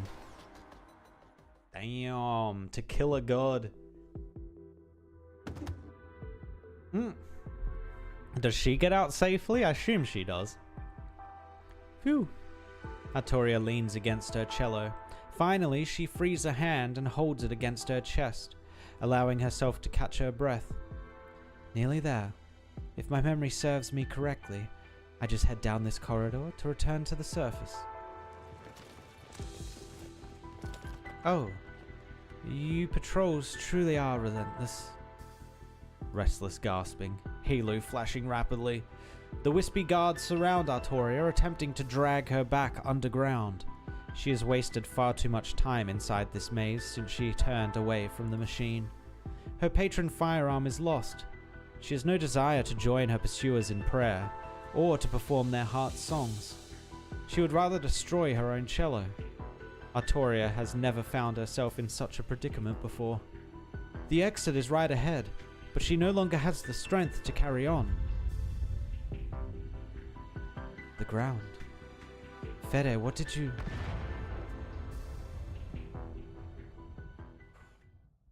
Explosions.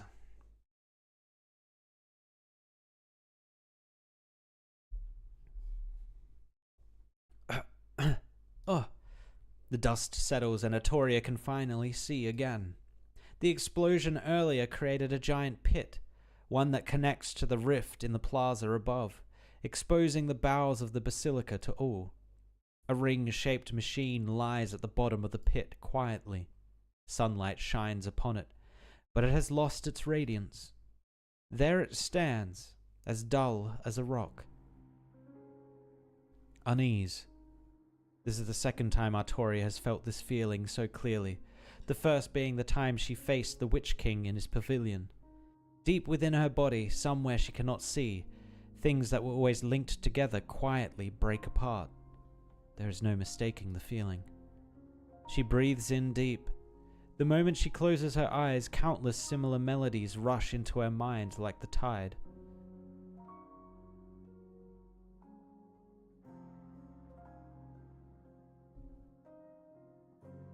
Wait, does this cause everyone to fall then? You're crying. Why? Why does your crying sound so annoying?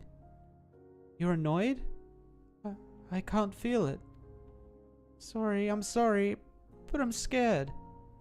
It's like that time Signora Sipilia locked me in the dark room. I can hear your voices clearly, but I can't hear what you're saying. Yeah, it looks like everyone is falling. My connection with our enlightened companions has been severed. No, not just them. You're right here, Reverend Patrician, but I can't even sense me. I know. What?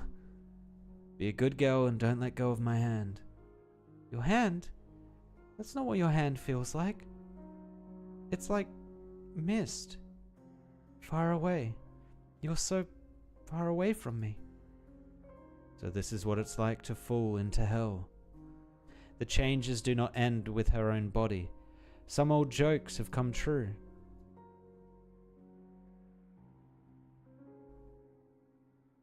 Every light we know will one day be extinguished, and it is no exception.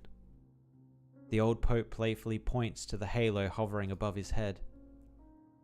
Even if everything about the Sancta existence is interpreted as its boon.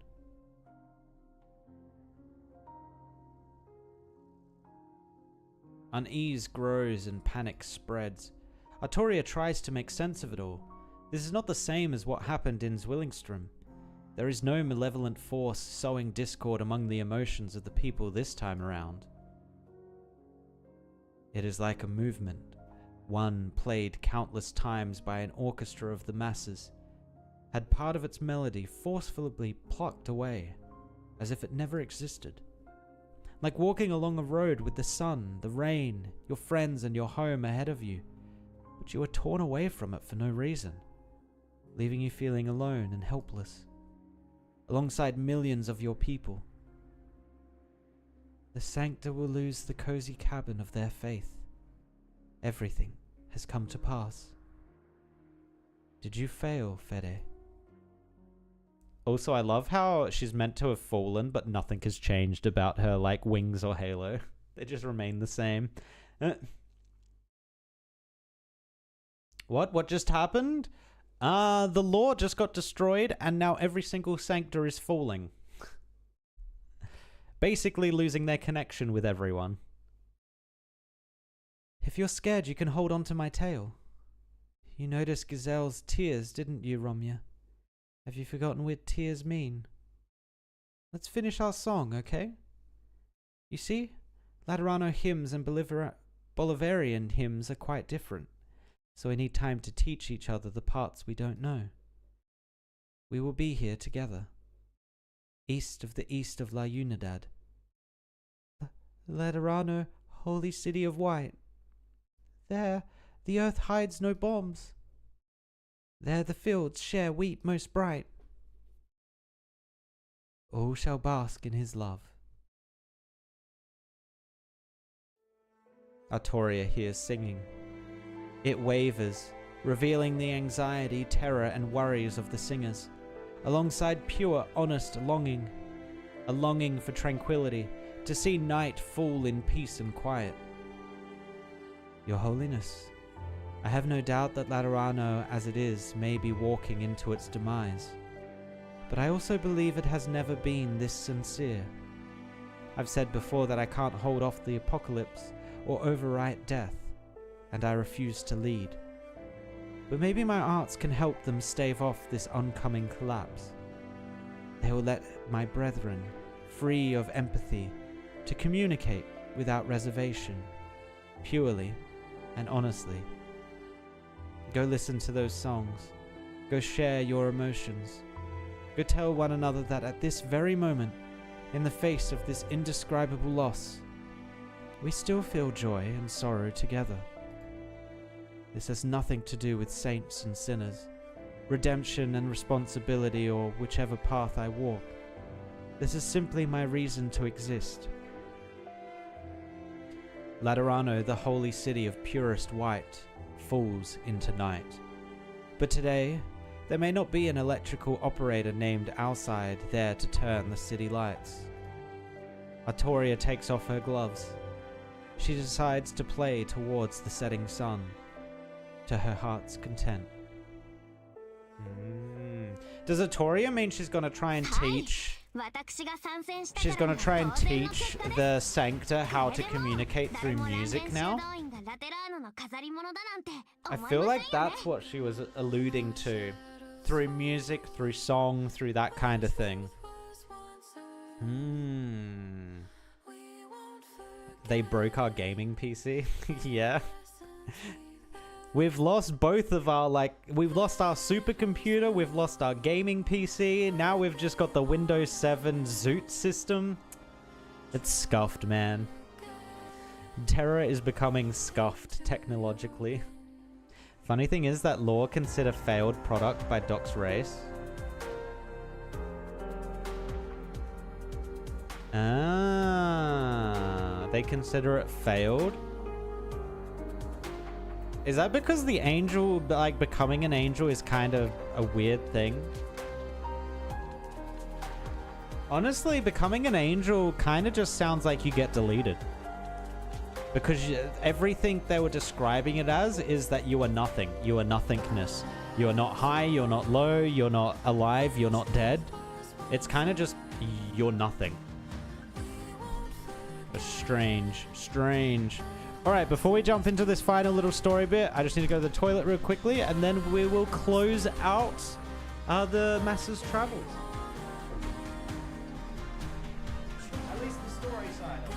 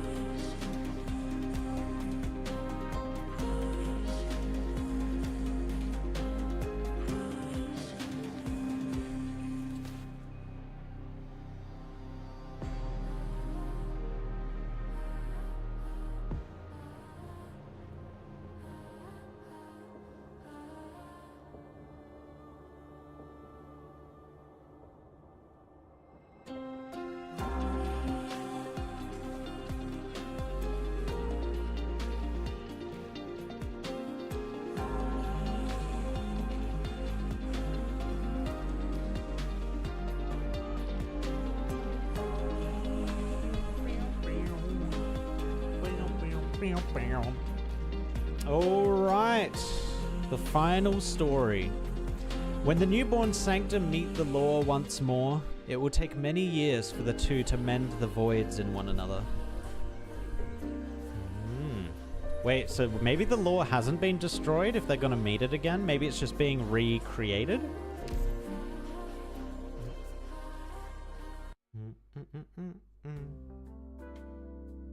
Oh, we got happy music again. Damn, it's been a while. There you are, Federico. Your Holiness. Did you see the new products on the tea table? Evangelista 11 ice cream cake tower. 11 scoops of ice cream. 11 flavors of cactus. The 11th cake named after a pope. I'm a trained executor. I cannot say the same for my ability to evaluate desserts. Just a token of gratitude for not forgetting an old man on the brink of death as you withdrew. Of course, I plan to promote it throughout the city in the hopes that the people may rediscover the taste of life sooner rather than later.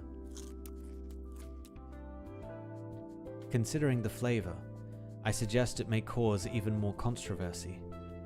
It is true, however, that the citizens of Laterano are in dire need of a return to orderly life. Suicides and crime rates have soared in the past 3 months.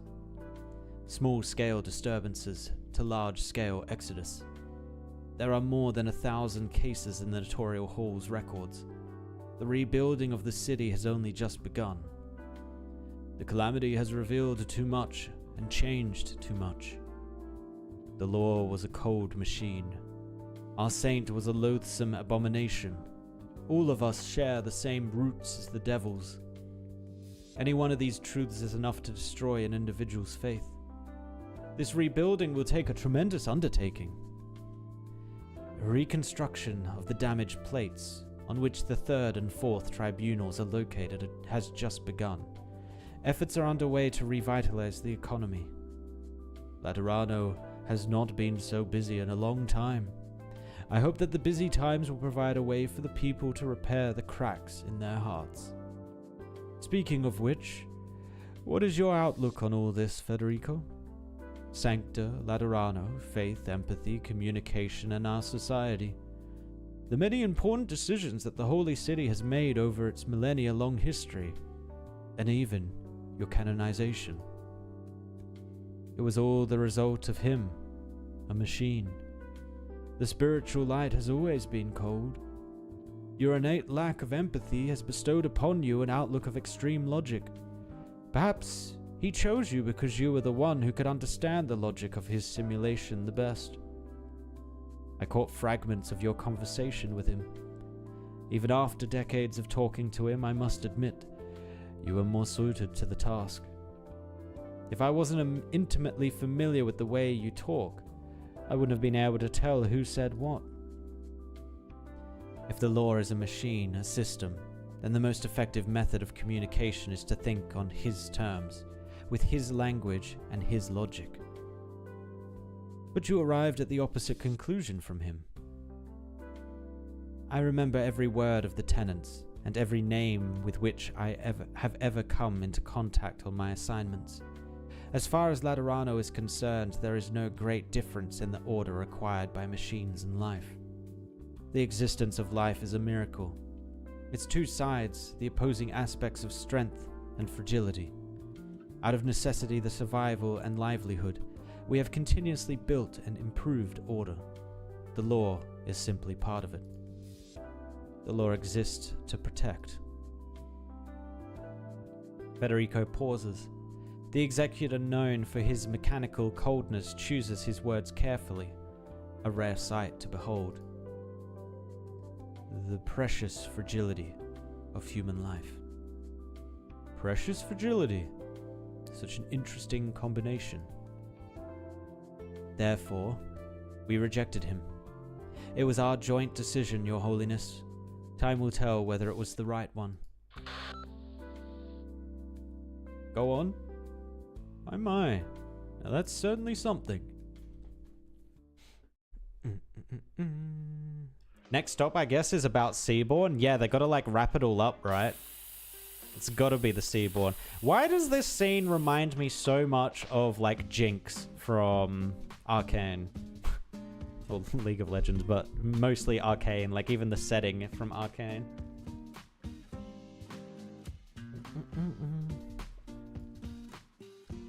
What is that in your hand, Lemuel? A spray can. This place is deep underground and cold. This big rock is bare and grey. No wonder everyone who comes here leaves with their head hung low, like they got a heavy cold. I've had enough. I'm gonna give it a fresh coat of paint, so people who see it will be happy. Want to join me? Don't look at me like that. I finished 3rd in the Lungman graffiti competition 2 years ago. You didn't forget what that is, did you? Just think of it as my way as making a wish. Anything you can't figure out, anything you haven't gotten done, spray it on the rock, and maybe it'll become true. Wish. Didn't the Sancta and Laterano come about because the saint made a wish? But it's scrapped now. A rock is a rock. How do you scrap a rock? Besides, you're still here. Me, that girl selling ice cream, that gunsmith over there, and all the Sanctas around are witnesses to your wish. Who's to say it's necessarily this rock that grants it? Think about all the things that have happened these past 3 months. Any of them would have made the headlines for an entire week in the old days. The entire holy city has been turned upside down. In the end, though, so many people chose to stay in these ruins. Our halos still shine. Life goes on, right? Just make a new wish. It's not that hard. I'll show you how. Apple Pie Logistics is opening up next week. The first civilian logistics company to be officially recognized by the Curia. Is she competing with Penguin Logistics? Excuse me? My wish is that it'll grow and grow and have lots of business. And that I'll have lots of time to stay with Mama and Tata and my sister. Can I make a wish for sugar-free ice cream? Sure. My wish is that Lateran genetics will change and everybody will support my culinary research so that their teeth and halos will never get cavities. With resilient perseverance, the dawn of a new day shines into the deepest reaches of Laterano, illuminating the green graffiti and the stone that has grown dim. The Sanctors look up.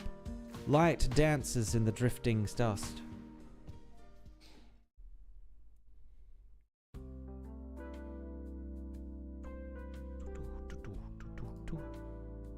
The Seventh Tribunal proposed a blockade and communications blackout over the area, but the proposal is not feasible. Hard to block it off when the plates have been so badly damaged. The basilica practically hangs over the side of a cliff, but do you stop curious passerbys from looking down? Besides, the first saint has already revealed the truth to Laterano.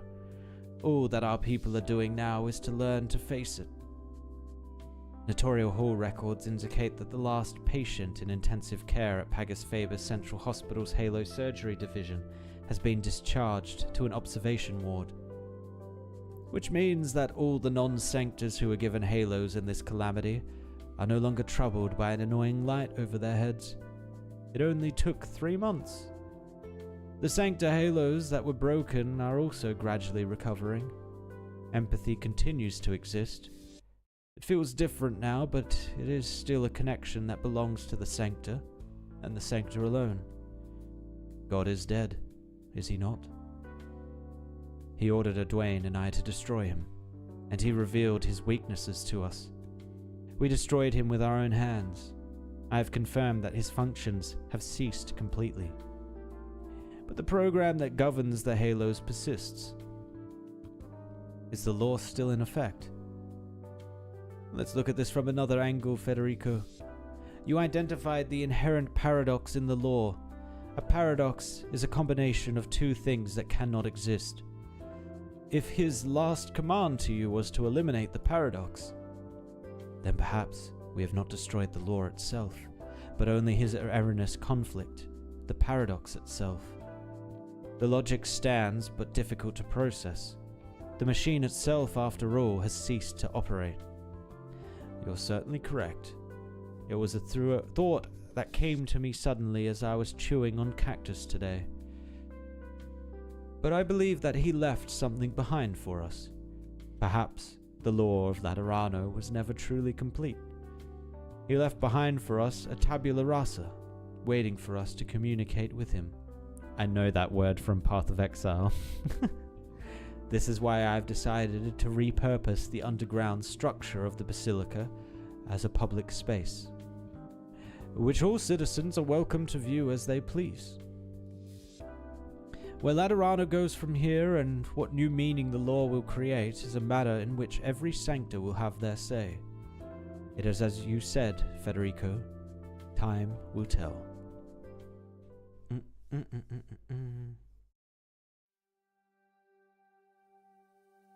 Wonder if they turn it back into full sarcasm again. It doesn't sound like it. It sounds like the law does still exist somehow, and there is still an empathy between the sanctors, but it's lessened, I think. Strange. Where did it go? The extra grenade launcher maintenance kit is in the bottom drawer. I put the collector's edition disc in the sofa compartment. Oh, I thought that was going to be Lemuen. Take a break from packing and pour me a cup of cactus juice. I just got back from the hospital and my throat is parched. Take a guess. What do you think happened? A sancta priest just officiated 5 straight funerals. He suddenly came down with a case of aphasia, while his wife suffered heart pain at the same time. But he was located at the Ecclesia Requiem on the outskirts, while his wife was in the gunsmithy downtown. Many similar cases have been reported, Several hospitals and churches submitted a joint report to the Curia last week, detailing the abnormal diagnosis of over 1,000 sanctors. The lights above our heads have come on again, but the strength and range of empathy seem to differ from person to person. Sanctors unfamiliar with one another only faintly sense each other's emotions, even in close proximity. Friends and family, however. What's your point? Things seem to have gone back to normal in Laterano, but we both know that fundamental changes have started to take place after a calamity of such scale. You shouldn't leave now, Fia. I told you about Rhodes Island. Dr. Serpentine is here in Laterano and helped us solve a bunch of problems behind the scenes. The doctor says there's been a major incident at Rhodes Island HQ, and the calamity that struck the Holy City is no coincidence. There is something that links them together, and the doctor set out on a new journey because of it. Mostomer and I are both Rhodes Island operators. It's our job, and it's for the good of Laterano too. I need you to approve my field mission application. You've read the reasons. You know what I did, don't you, Fia? The Pope decided not to prosecute you. It's not my place to say anything. Besides, you did help people leave the procession at the very end. You did your duty as a gun knight. People always lend an old man off the hook easy. It wasn't just you. The abomination had the support of pretty much every sanctor inside and outside the dream. On top of the influence of her empathy, you all had reasons to make Laterano a better place, even if it still sounds dumb. And I still want to call you a sentimental old fool, but I do understand the stuff about parting. Like I said, there are certain things that I need to experience for myself, even if it does make you worry. I'll be back soon. All I wanted to say, Fia, is that we didn't get a chance to watch 8-Armed Chainsaw Guy together yet. Paganini was right. We should try to leave as few regrets as we can before anything happens. You're almost retired, aren't you, old man? Yeah. Want to go on a vacation together? Oh, and that's how he gets recruited to Rhodes Island. Oh. Wait, what does Vanini end up doing? Because Pag is dead, right? Oh, I guess she probably just takes over the weaponsmithing shop. Finally.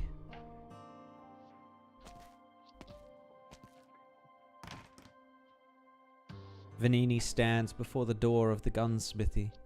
After hesitating for a long while, she takes down the sign that says temporarily closed and pushes the door open. Yup.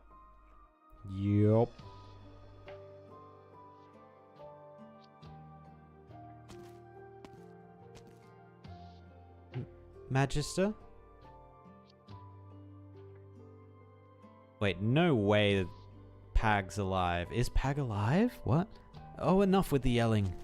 Oh my god, he is alive! It's just a halo check. What took you so long? Couldn't be worse than my injuries. Dr. Chandler says my language skills are getting better. He asked me if I could consent to be his research subject for speech pathology and halos. I'm not sure I got it. I didn't, and I don't care to. The Sanctors are so complicated. And you can have your guardian gun back.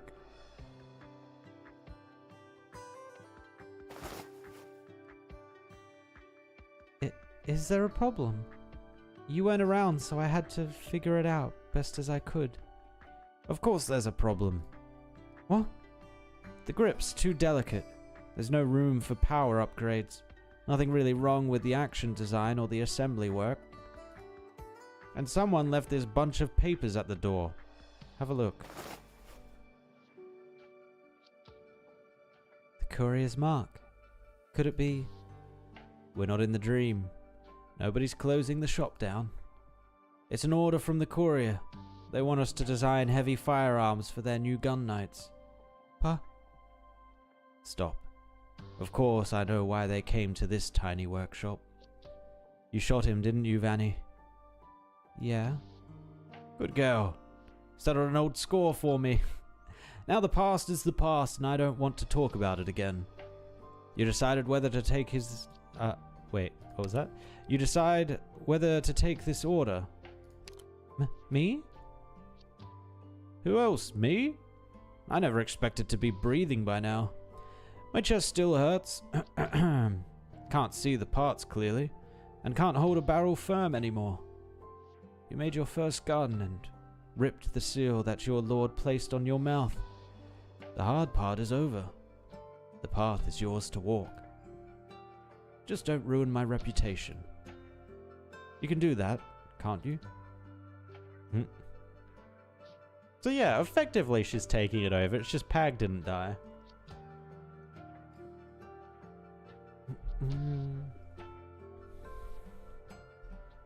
Also, yeah, I'm assuming because in the dream she was able to walk, but now she is very much still wheelchair bound.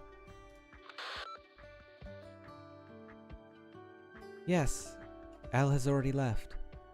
I told you, it's the courier's decision. This calamity is merely a starting point for both Laterano and the other nations. We need to recover and strengthen our ties with the other nations. Elle's the best sanctor for the job, considering her experience in Lungman and her relationship with Rhodes Island. She left a message. Mama, Tada, let's send Lemuel off on her next adventure with a bang. Let's pray it's not her bowels that go off with a bang. She drank all the sister milk I left for her in the fridge before she left. Maybe she was worried I'd be angry. Anyway, I've got to go to work.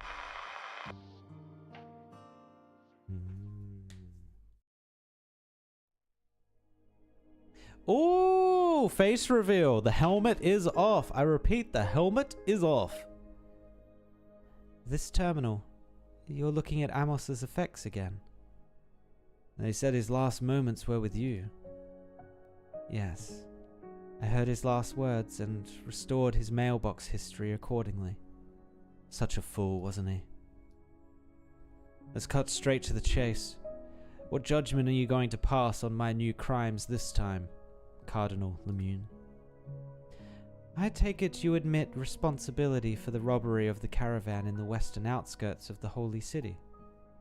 Don't tell me you couldn't tell they were professional soldiers. From Gododin. We're not passing any judgment. The outcome was undoubtedly favorable to for the Seventh Tribunal. They just caught me in a bad mood. The courier will accommodate Sister Nuera and the Bolivarians who came to Laterano with you. Regardless of your motivation, your attack on Patricion worked to our advantage. The courier sees no need to pursue the matter of your unauthorized return to the Holy City any further. Oh, what? Laterano still wants to put up a front of purity and clemency, even after waking from the dream. You'll make a show of forgiving a sinner who fell into hell. Are you really that stupid? That monster paraded through the streets of Laterano as she gave her speech. It's no secret that angels and devils came from the same place anymore. This city's revolting facade has been stripped away. Without the foundation of its holiness, the Holy City is nothing more than a tiny city-state. Do you think its posturing will continue to win the sympathy of Lithanian and Ursus? You misunderstand. Laterano will make no show of clemency. Your exile still stands. You are not permitted to return to the Holy City. However, the courier is interested in offering you an employment contract. Employment? To do what you just did. As if the Laterans don't do their own dirty work. Of course not. Gun Knight, Cardinal, Pontifica Cohors, Legatus. Nobody is immune to sin, but times have changed. Your judgment was not wrong. Next time it may not be a scouting force that shows up on the outskirts of the Holy City. The most radical transgression in one era may be necessary for survival in another. You were decisive, if nothing else. Why do you think I would accept? Can I ask you a question? You left Laterano after a big fight with Amos, something that he always regretted. What was the reason for the fight?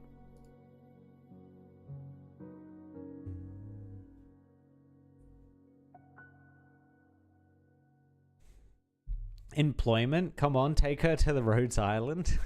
Eventually. I reckon she'll eventually get there. I want one of two things. Either she gets there and we get the female gun... Oh my god. Not gun warrior, not gunsmith. Gun knight. We get the female gun knight. Or Fiametta. We get Fiametta older and it has like full plate. That I think Fiametta Ultra in full plate is the cooler idea. Definitely the cooler idea. But one of them. At least one of them. Honey, why are you bringing this up again? Yes, Patrician didn't show up to the wedding or even give us his blessing. But he's still your mentor. Is he? Besides, it won't change anything. No, it won't. He won't die just because you cursed his soul, and he could even take your job from you. But if you don't even have the guts to do this, then you're a coward, Amos. I'm leaving. Oofed.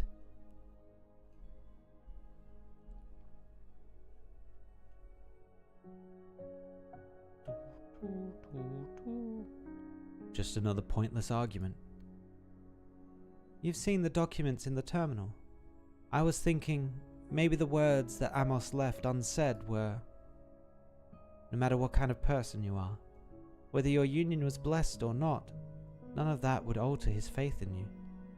The faith that you were each other's salvation.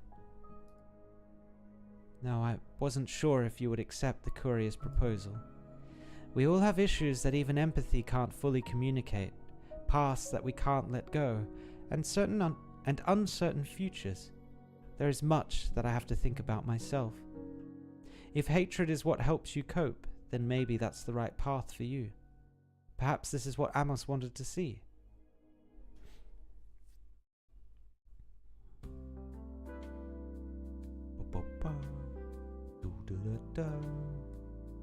Still hanging in there, Extra.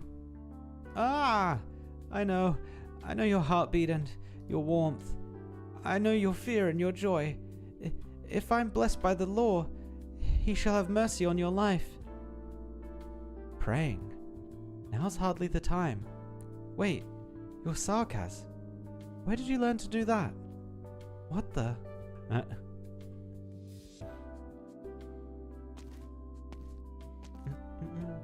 Did it go well? Yeah. Then what's with that look on your face? Halo. What? The Sarkaz's child, that Sarkaz newborn, has a halo. She said her husband was Sarkaz too, right? The baby's not mixed, like Cecilia.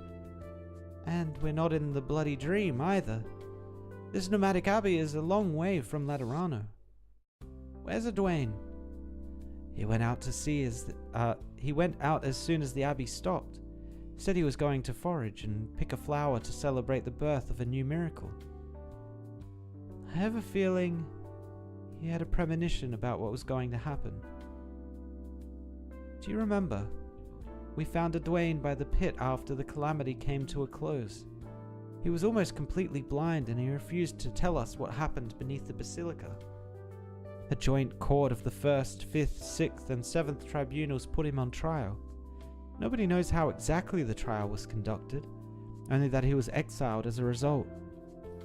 He is never to return to Laterano, but he was allowed to live on this nomadic abbey. And don't think too much about it. It was Edwayne's decision to disband the Pathfinders. As he said, we don't need to seek anything from Laterano anymore. Some brothers and sisters have chosen to stay behind in Laterano, while others have returned to their homes. A dozen have chosen to follow him here. Whatever his true hopes for this abbey are, there is at least one thing that is certain. We're trying to help more people. Say, shouldn't he be back by now? So wait, was that saying now that the mother has learned faith, that her faith is now the law, and being born of the faith and the law, the kid is now Sancta? Is that how that's working? So it's turned into like a full-on religion where you get Halo, you get see-through Halo and wings when you join. The Sark has learned to pray in that shrine. She established a connection with the law on her own. As for us, we only truly spoke with him for the first time after the disintegration of our own faith. If faith is a response to life, then a new law has been born here and now. The crisis has not been averted. Indeed, our rejection of the other possibility has made it even more unknown and pressing. Unfortunately, a new possibility also lies ahead. Where will you take it, Anduin? The wind carries the cries of the newborn. The Sancta stops on the hill, a wildflower in his hand. His eyes no longer see, but he continues to look up, standing in the same spot, unmoving, as though he can see that tiny speck of light. After a while, Anduin walks towards the nomadic abbey on the other side of the hill. He leaves Laterano and never turns back. No one counts his sins. No one laments the scores of the past. No one sees him off. No one knows of his departure. There is nothing in his heart that needs resolution. He caresses an aged book and keeps walking until he is no more than a tiny point in the vast wilderness. The martyr shall find final rest at the end of a long journey. Until then, he shall not rest. So he's going on like a self-salvation / pilgrimage thing. The law now is not racist anymore. True! This means some crazy shit. And by crazy shit, I mean if someone can convince someone like Wizardel to pray, Wizardel could get a halo and wings. That is a possibility. Also, like, people like Shining. I could see Shining being someone that would go into the faith, although I guess her faith is more Casdelian. Yeah. Okay, maybe not. But yeah, there's a whole bunch of characters that could potentially end up Sancta. Wait, there's another story? Wait, this is like the first time I think they've done this, where there's like two end stories. Okay, we can do this. We can do this. It's not too late yet to start this. Voyage. We pray for the future. We walk towards our destined reunion. We are not alone. Lapland could become Sancta. That's also a possibility.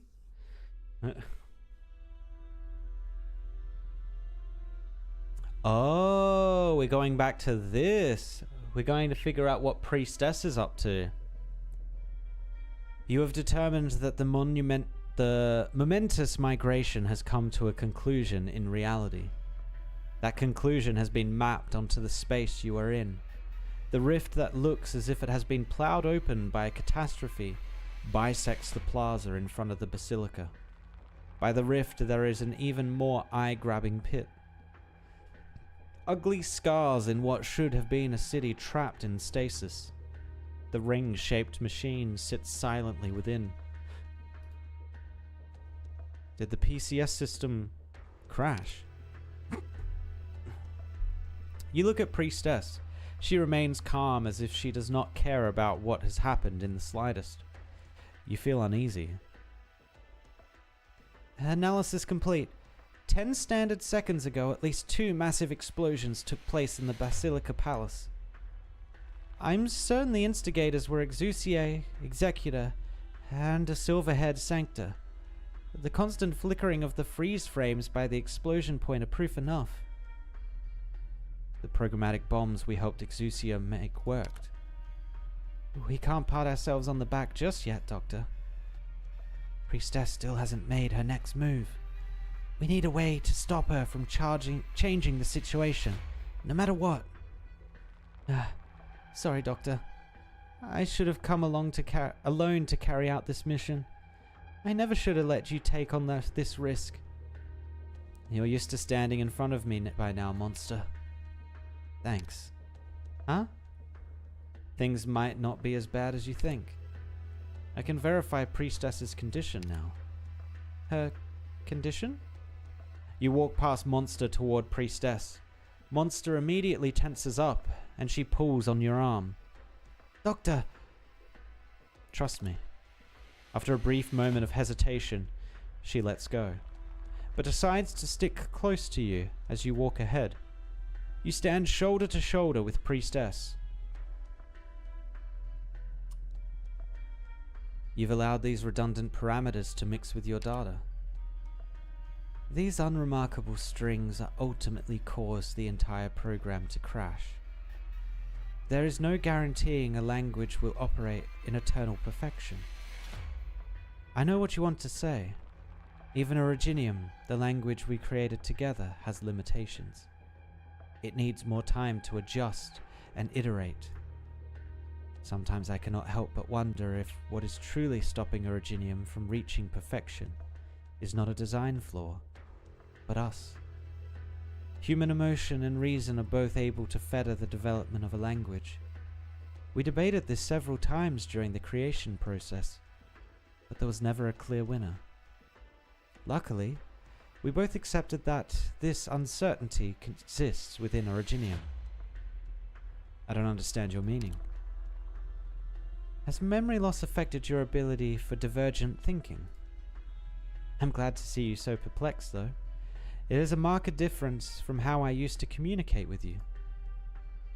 Perfection implies a strict upper bound. Flaw, on the other hand, means we still have the chance for a breakthrough. This was Serpentine's stance on the matter. When the crisis we must resolve is still inexplicable, chasing perfection will only lead us to our graves. No, this has nothing to do with the current circumstances. This is different from our first encounter on the deck. When did you figure it out? Just now. You could have stopped the programmatic bombs from detonating. It would have been easy for you to do that. You didn't eliminate Monster and me from the get-go. You've got problems of your own. That much is obvious. But only now have you mustered up the courage to stand by me. I had hoped the one standing by my side could have peacefully shared in the solitude that took root deep in our thoughts during our long hibernations. It's a shame you can't do that. We are not as we were in the past. Far too much has happened since, has it not? You really haven't hid anything from me. Still curious about me? This monster no longer has any limitations on her. She can clear up some of your confusion. Oh, she no longer has the control on her not to tell me about things. You fear Serpentine will learn the truth, AMA-10. To be honest, I would much rather Serpentine come to me in person like earlier. My days in the sarcophagus were excruciating. It was as if my thoughts were floating through a fetid morass? I don't know what that means. Wherein I lost all sense of the flow of time. My only consolation was the never-ending loop of debates seared into our minds, though not to reassure me of our shared vision. I have never once doubted my path. Through debate, I got my only chance to communicate with a certain someone again. I'm not demanding you to understand everything on my mind right now. Before the final day comes, you can continue to walk the path you believe in. Our disagreements are destined to continue, even if you no longer remember that one's reasons for disagreeing with me. I look forward to seeing how your beloved Terra can prove me that your struggle still has some value, the way the people of Laterano just did. But there is something else I am equally certain of. Oracle will return. So, Serpentine, I will wait for you. As she looks out at the city devoid of life, she sighs.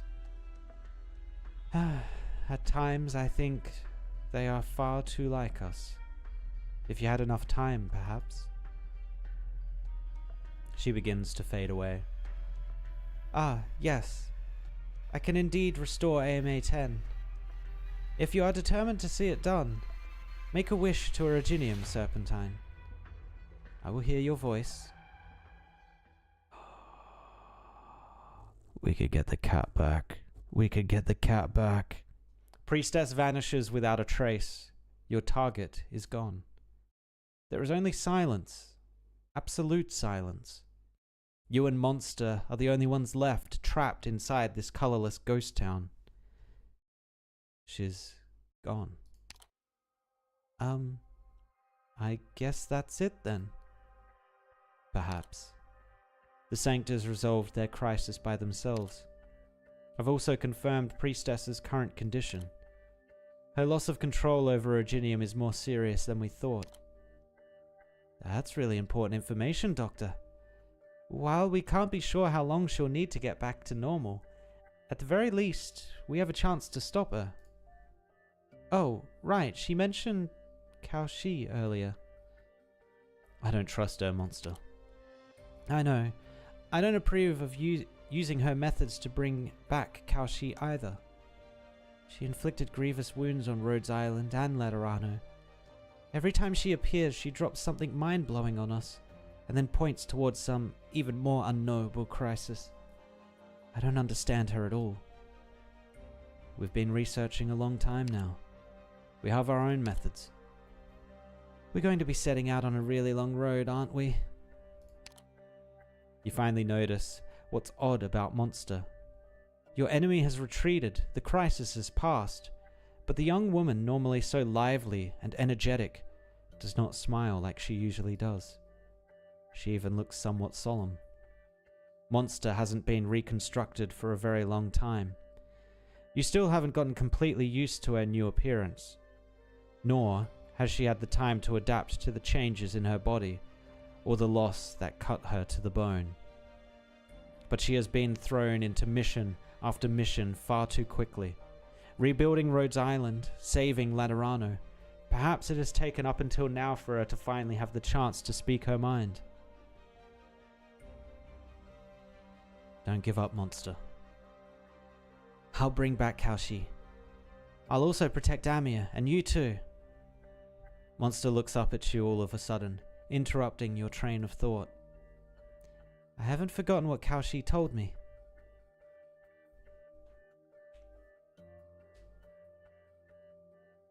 If the outcome I fear most does come to pass, if the one I least want to see stands in front of us once more, protect the Doctor.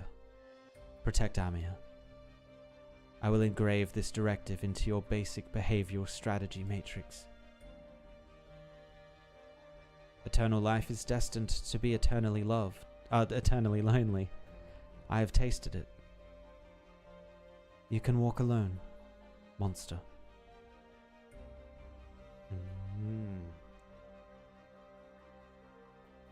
Listen to me, Monster. You look at her, and slowly you begin to speak. You haven't been in your reconstructed body for very long. Don't put too much pressure on yourself. I think you're misunderstanding something, Doctor. I'll always remember how, when I awoke, you just turned around and walked away after giving me a welcome back. Oh? It's fine, it's fine. I needed time to get used to not being in a symbiotic relationship after thousands of years. And you needed time to accept the loss of someone you've fought beside for such a long time. And now, We're both standing here, right in front of one another. But we've already known each other for quite a while, haven't we, Doctor? Under the cannon fire of Londinium, deep inside the secret caverns of the Sarkaz, below the tail of that giant ring flying into the sky in Trimounts, in Miliarmius, softened Theatrum. Kalshi was there for all of those, which means I was too. It's not like I only started to follow her orders to understand you in Rhodes Island when she left us. Becoming a Rhodes Island operator, putting up a fight against our creator, protecting Amir, protecting you. These were my decisions as well. And what I've been doing all along. Silence. You look at Monster. Silence links the two of you. Then count me in, Monster. We'll bring Kalshi back. Eternal life is destined to be eternally lonely. But thankfully, we do not walk alone on the journeys we take. Even if all life is sapped of color, even if all things fade away into nothingness, we can, must, walk onwards together. This is what she hoped for. Oh, what's wrong? What's with the look? The counseling session is over, Commander. No problems here. I just come up with a way to get out of this blasted place, and I'll need your help. According to Priestess, this should be a space created by that machine after it connected to Originium, some kind of model based on the future. So there's a relation to Originium's properties here. We can try cracking these abnormal nodes. Abnormal nodes? Ah, you mean the parts with damage mapped onto them. The restriction on the connection between you and the machine should be gone, right? Yep, I can see its signal, though it's getting weaker by the second.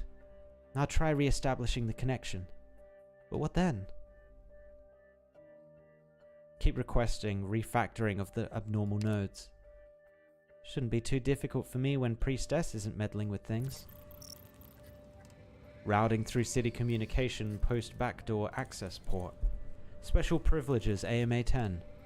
Temporary access credentials El Caro 001. Oracle. Decoding complete. Authentication passed. Connected to PCS system. Syncing computational radiation link. Warning, core frequency too low. Diagnostic complete.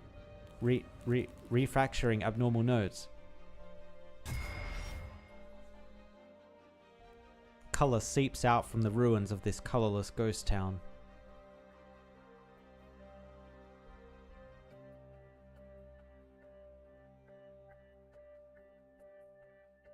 Okay.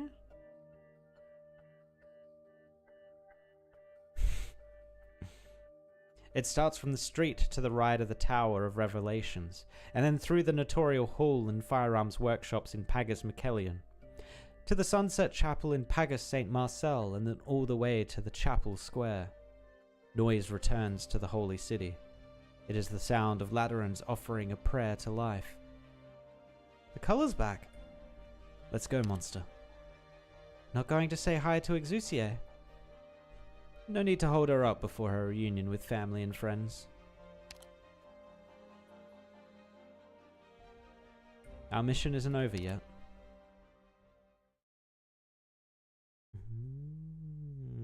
So, meeting Priestess there, she seemed a lot more reasonable then, right? Priestess was like, hey, I'll give you time. I'll give you time to keep doing what you're doing on Terra and see where your hope and faith in all these creatures and beings leads to. But she's still saying if she gets a hint of those ultimate beings coming, she's going to be like, nah, we're going back into the Originium, sorry. So she sounds like she's being reasonable. Now, whether she's just sounding like that because she's struggling at the moment to control the Originium, I don't know. Transfiguration suspended. Set of directives assigned by personnel with relevant privileges have been completed. Beginning system shutdown timer.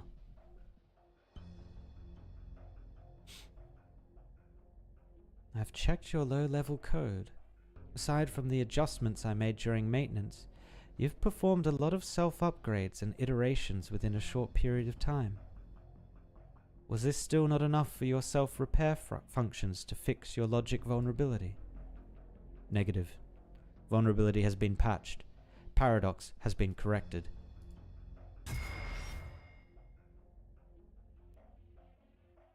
I had great interest in the results of your self-iteration. It seems you have mistakenly identified yourself as that vulnerability, that paradox.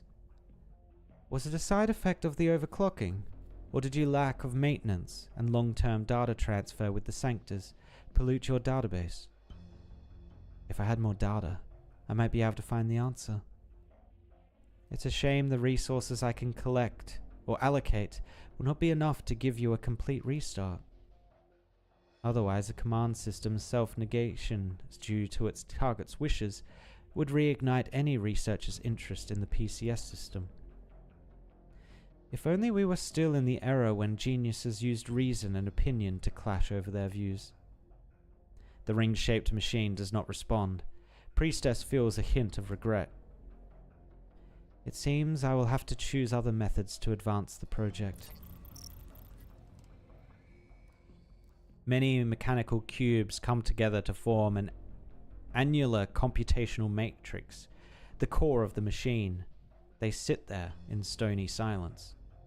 But all of a sudden one of the cubes begins to vibrate, a metallic gleam roaming its surface once more.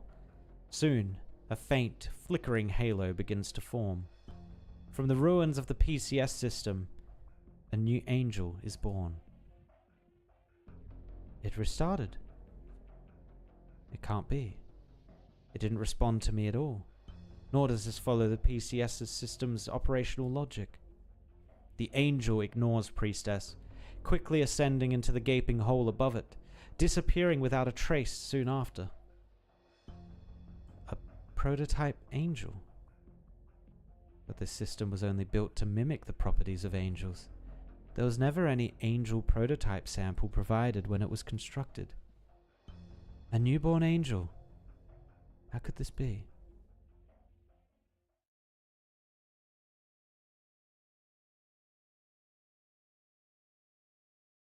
And then it comes back to this. Okay, so she went there before it fully shut down, or is it still running? Is it still running while Exusiai is spray painting it? What is that in your hand, Lemuen? Huh. The spray can.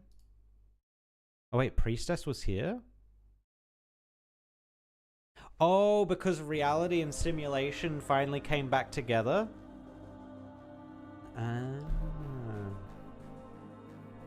I've given the report on the latest data from the barrier hole to Director Saria, but there was something I noticed that got me real curious.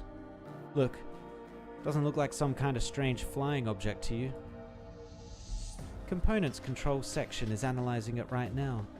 We should be hearing from them soon. A flying object that can maintain altitude close to the barrier hole would be a major discovery. The angel hovers in front of the hole in the barrier. It attempts to re-establish a connection with the individuals scattered amongst the stars, but to no avail, because they've all been deleted, rip. All it manages to capture are the ripples left behind by energy entities as they die in the depths of space. And so it continues to orbit across the land like a shooting star destined to never fall.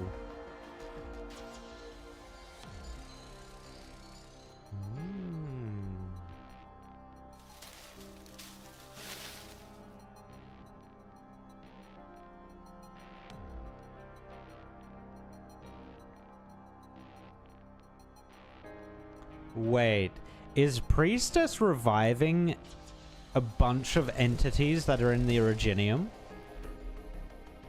The scent of life. This land is still young. Is it new, like flourishing in the wake of ruination? Or has death not come for this place yet? Wasn't I swallowed up by the light? Originium has recorded your information. Originium? Before the light comes, the conclusion is still uncertain. Originium will become our hope. Where is this place? Terra. We are not alone, my friend.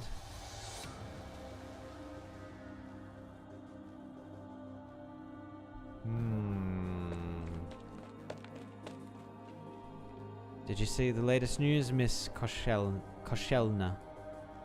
Lots of mines have shut down and they've put troops on high alert all across the city. My parents were called in for an inspection. I can't find them.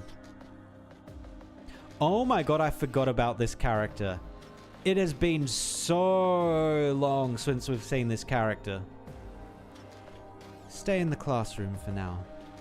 I will help ask around for you. I'm also interested in knowing what is going on. She calms the child down and then takes the newspaper from their hand. Over a few short days, countless rumors have spread across the city, but the most alarming one is our originium vein has disappeared. If we can't get any energy out of Mother Earth, how are we supposed to make it through the winter?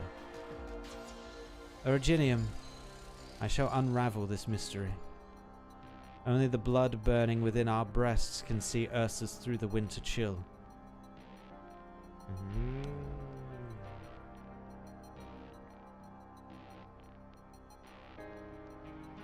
Once we've tidied things up here, I'll do as everyone's new abode. I'll do as everyone... What? Oh, it'll do as everyone's new abode, Hilda. Rabbit Jesus, you're still here! Thank you for your help. Good thing you got supplies from our friends at the monastery. Otherwise, finding a place to stay wouldn't have gone so smoothly. We were worried you had abandoned us after heading back there. Oh, I'm sorry. The road back was rather rough going, and I heard lots of news I could barely even believe along the way. It's mighty hard to imagine, yeah? The originium veins, Laterano. The sanctors at the monastery sure had a lot to say about your return. Wouldn't stop telling us all about it. Huh? When that calamity was going on, they wanted to go back to Laterano, but a catastrophe stopped them. Their halos were shattered, and all they could do was stay here and pray for themselves, and for their brothers and sisters who had already left. And you showed up right in front of them. A girl who disappeared without a trace 3 years ago. You brought them hope, Hilda. Oh my, did I? I really don't want to let everyone down.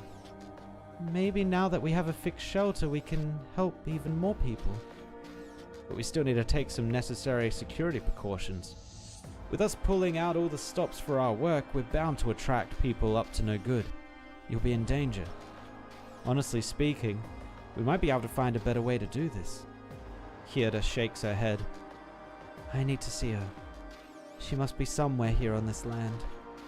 Hilda looks out into the distance, despite knowing the vast wilderness will show her nothing in return. She sees something streaking across the sky. A shooting star. Anyway, originium should not be a source of despair. I would like to pray for all infected who suffer. Will praying actually do anything? Maybe not. But when we pray, we will think of each other. Our bonds bind us together. We are not alone. Damn, this is being set up like a religious war right now, kind of. Although the Sanctors are... Oh, we'll see. Maybe in the next story we'll see the Sanctors spreading the religion way more. But yeah, it kind of feels like it's going to be a battle of those two belief systems coming together. The Iberian coast. A cliff by the sea. Is this going to be the Seaborn? A Seaborn clings tight to the sharp rocks. The sound of distant naval barrages is carried over by the sea breeze, but the Seaborn does not care, focusing its efforts on climbing. Ooh. Excitedly flaps membranous wings. Unfolds creases enthusiastically. The Seaborn finally arrives at the peak of the cliff. What greets it is a boundless expanse of dry land and a flash of light up amidst the heavens. A shooting star. The Seaborn shifts its body in confusion in response to the momentary distraction, and its appendages brush against something. A shining black rock rolls off the cliff, dropping straight down into the ocean. The Seaborn tries to see what it was, but it has already been engulfed by the billowing waves.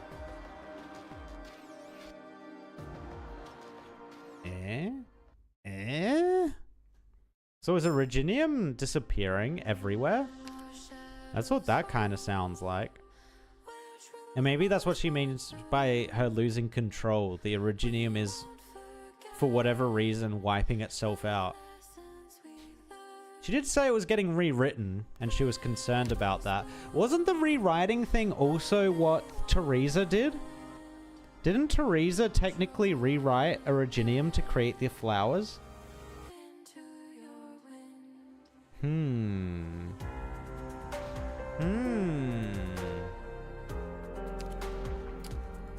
She might be losing a lot of control then.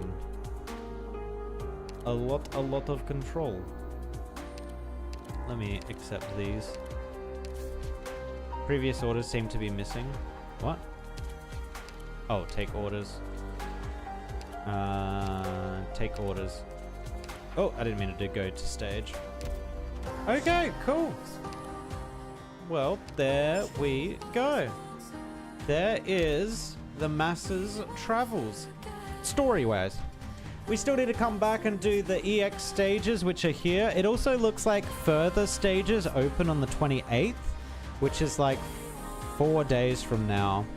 So if I look at our schedule, tomorrow there's no stream. That's the day off.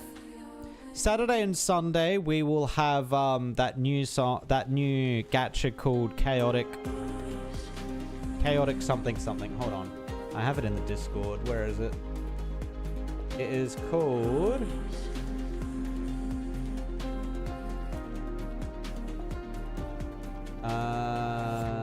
Chaos Zero Nightmare. That's what it's called. So we got Chaos Zero Nightmare, I think, to play for the weekend, to check that game out. And then that will bring us to Monday, which is our other day off. And then the 28th is the Tuesday. That time might be just off, though. How long does this event go for? 11 days. So that's 1, 2, 3, 4, 5, 6, 7, 8, 9, 10. Okay, we might come back at the end of next week to do the EX stages.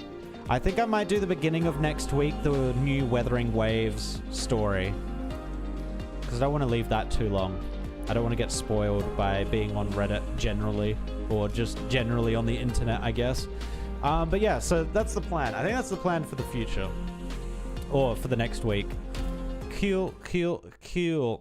Teresa had the first Originium, so it make Priestess lost half of her power to control Originium.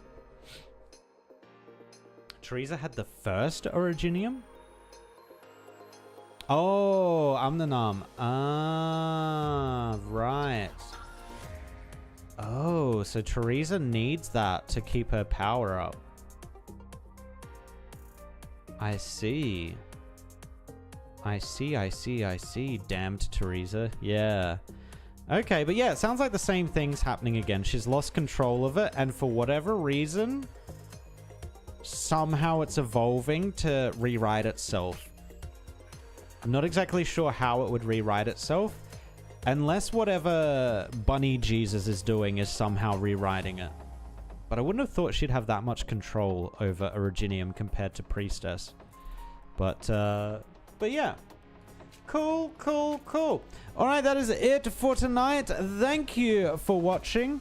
And like I said, tomorrow no stream, and we'll come back for the weekend to do that Chaos Zero Nightmare game. Check that out. See if that's any good. Here's hoping. It might be good. You never know. But yeah, thank you for watching, and I'll catch you guys next time. Peace.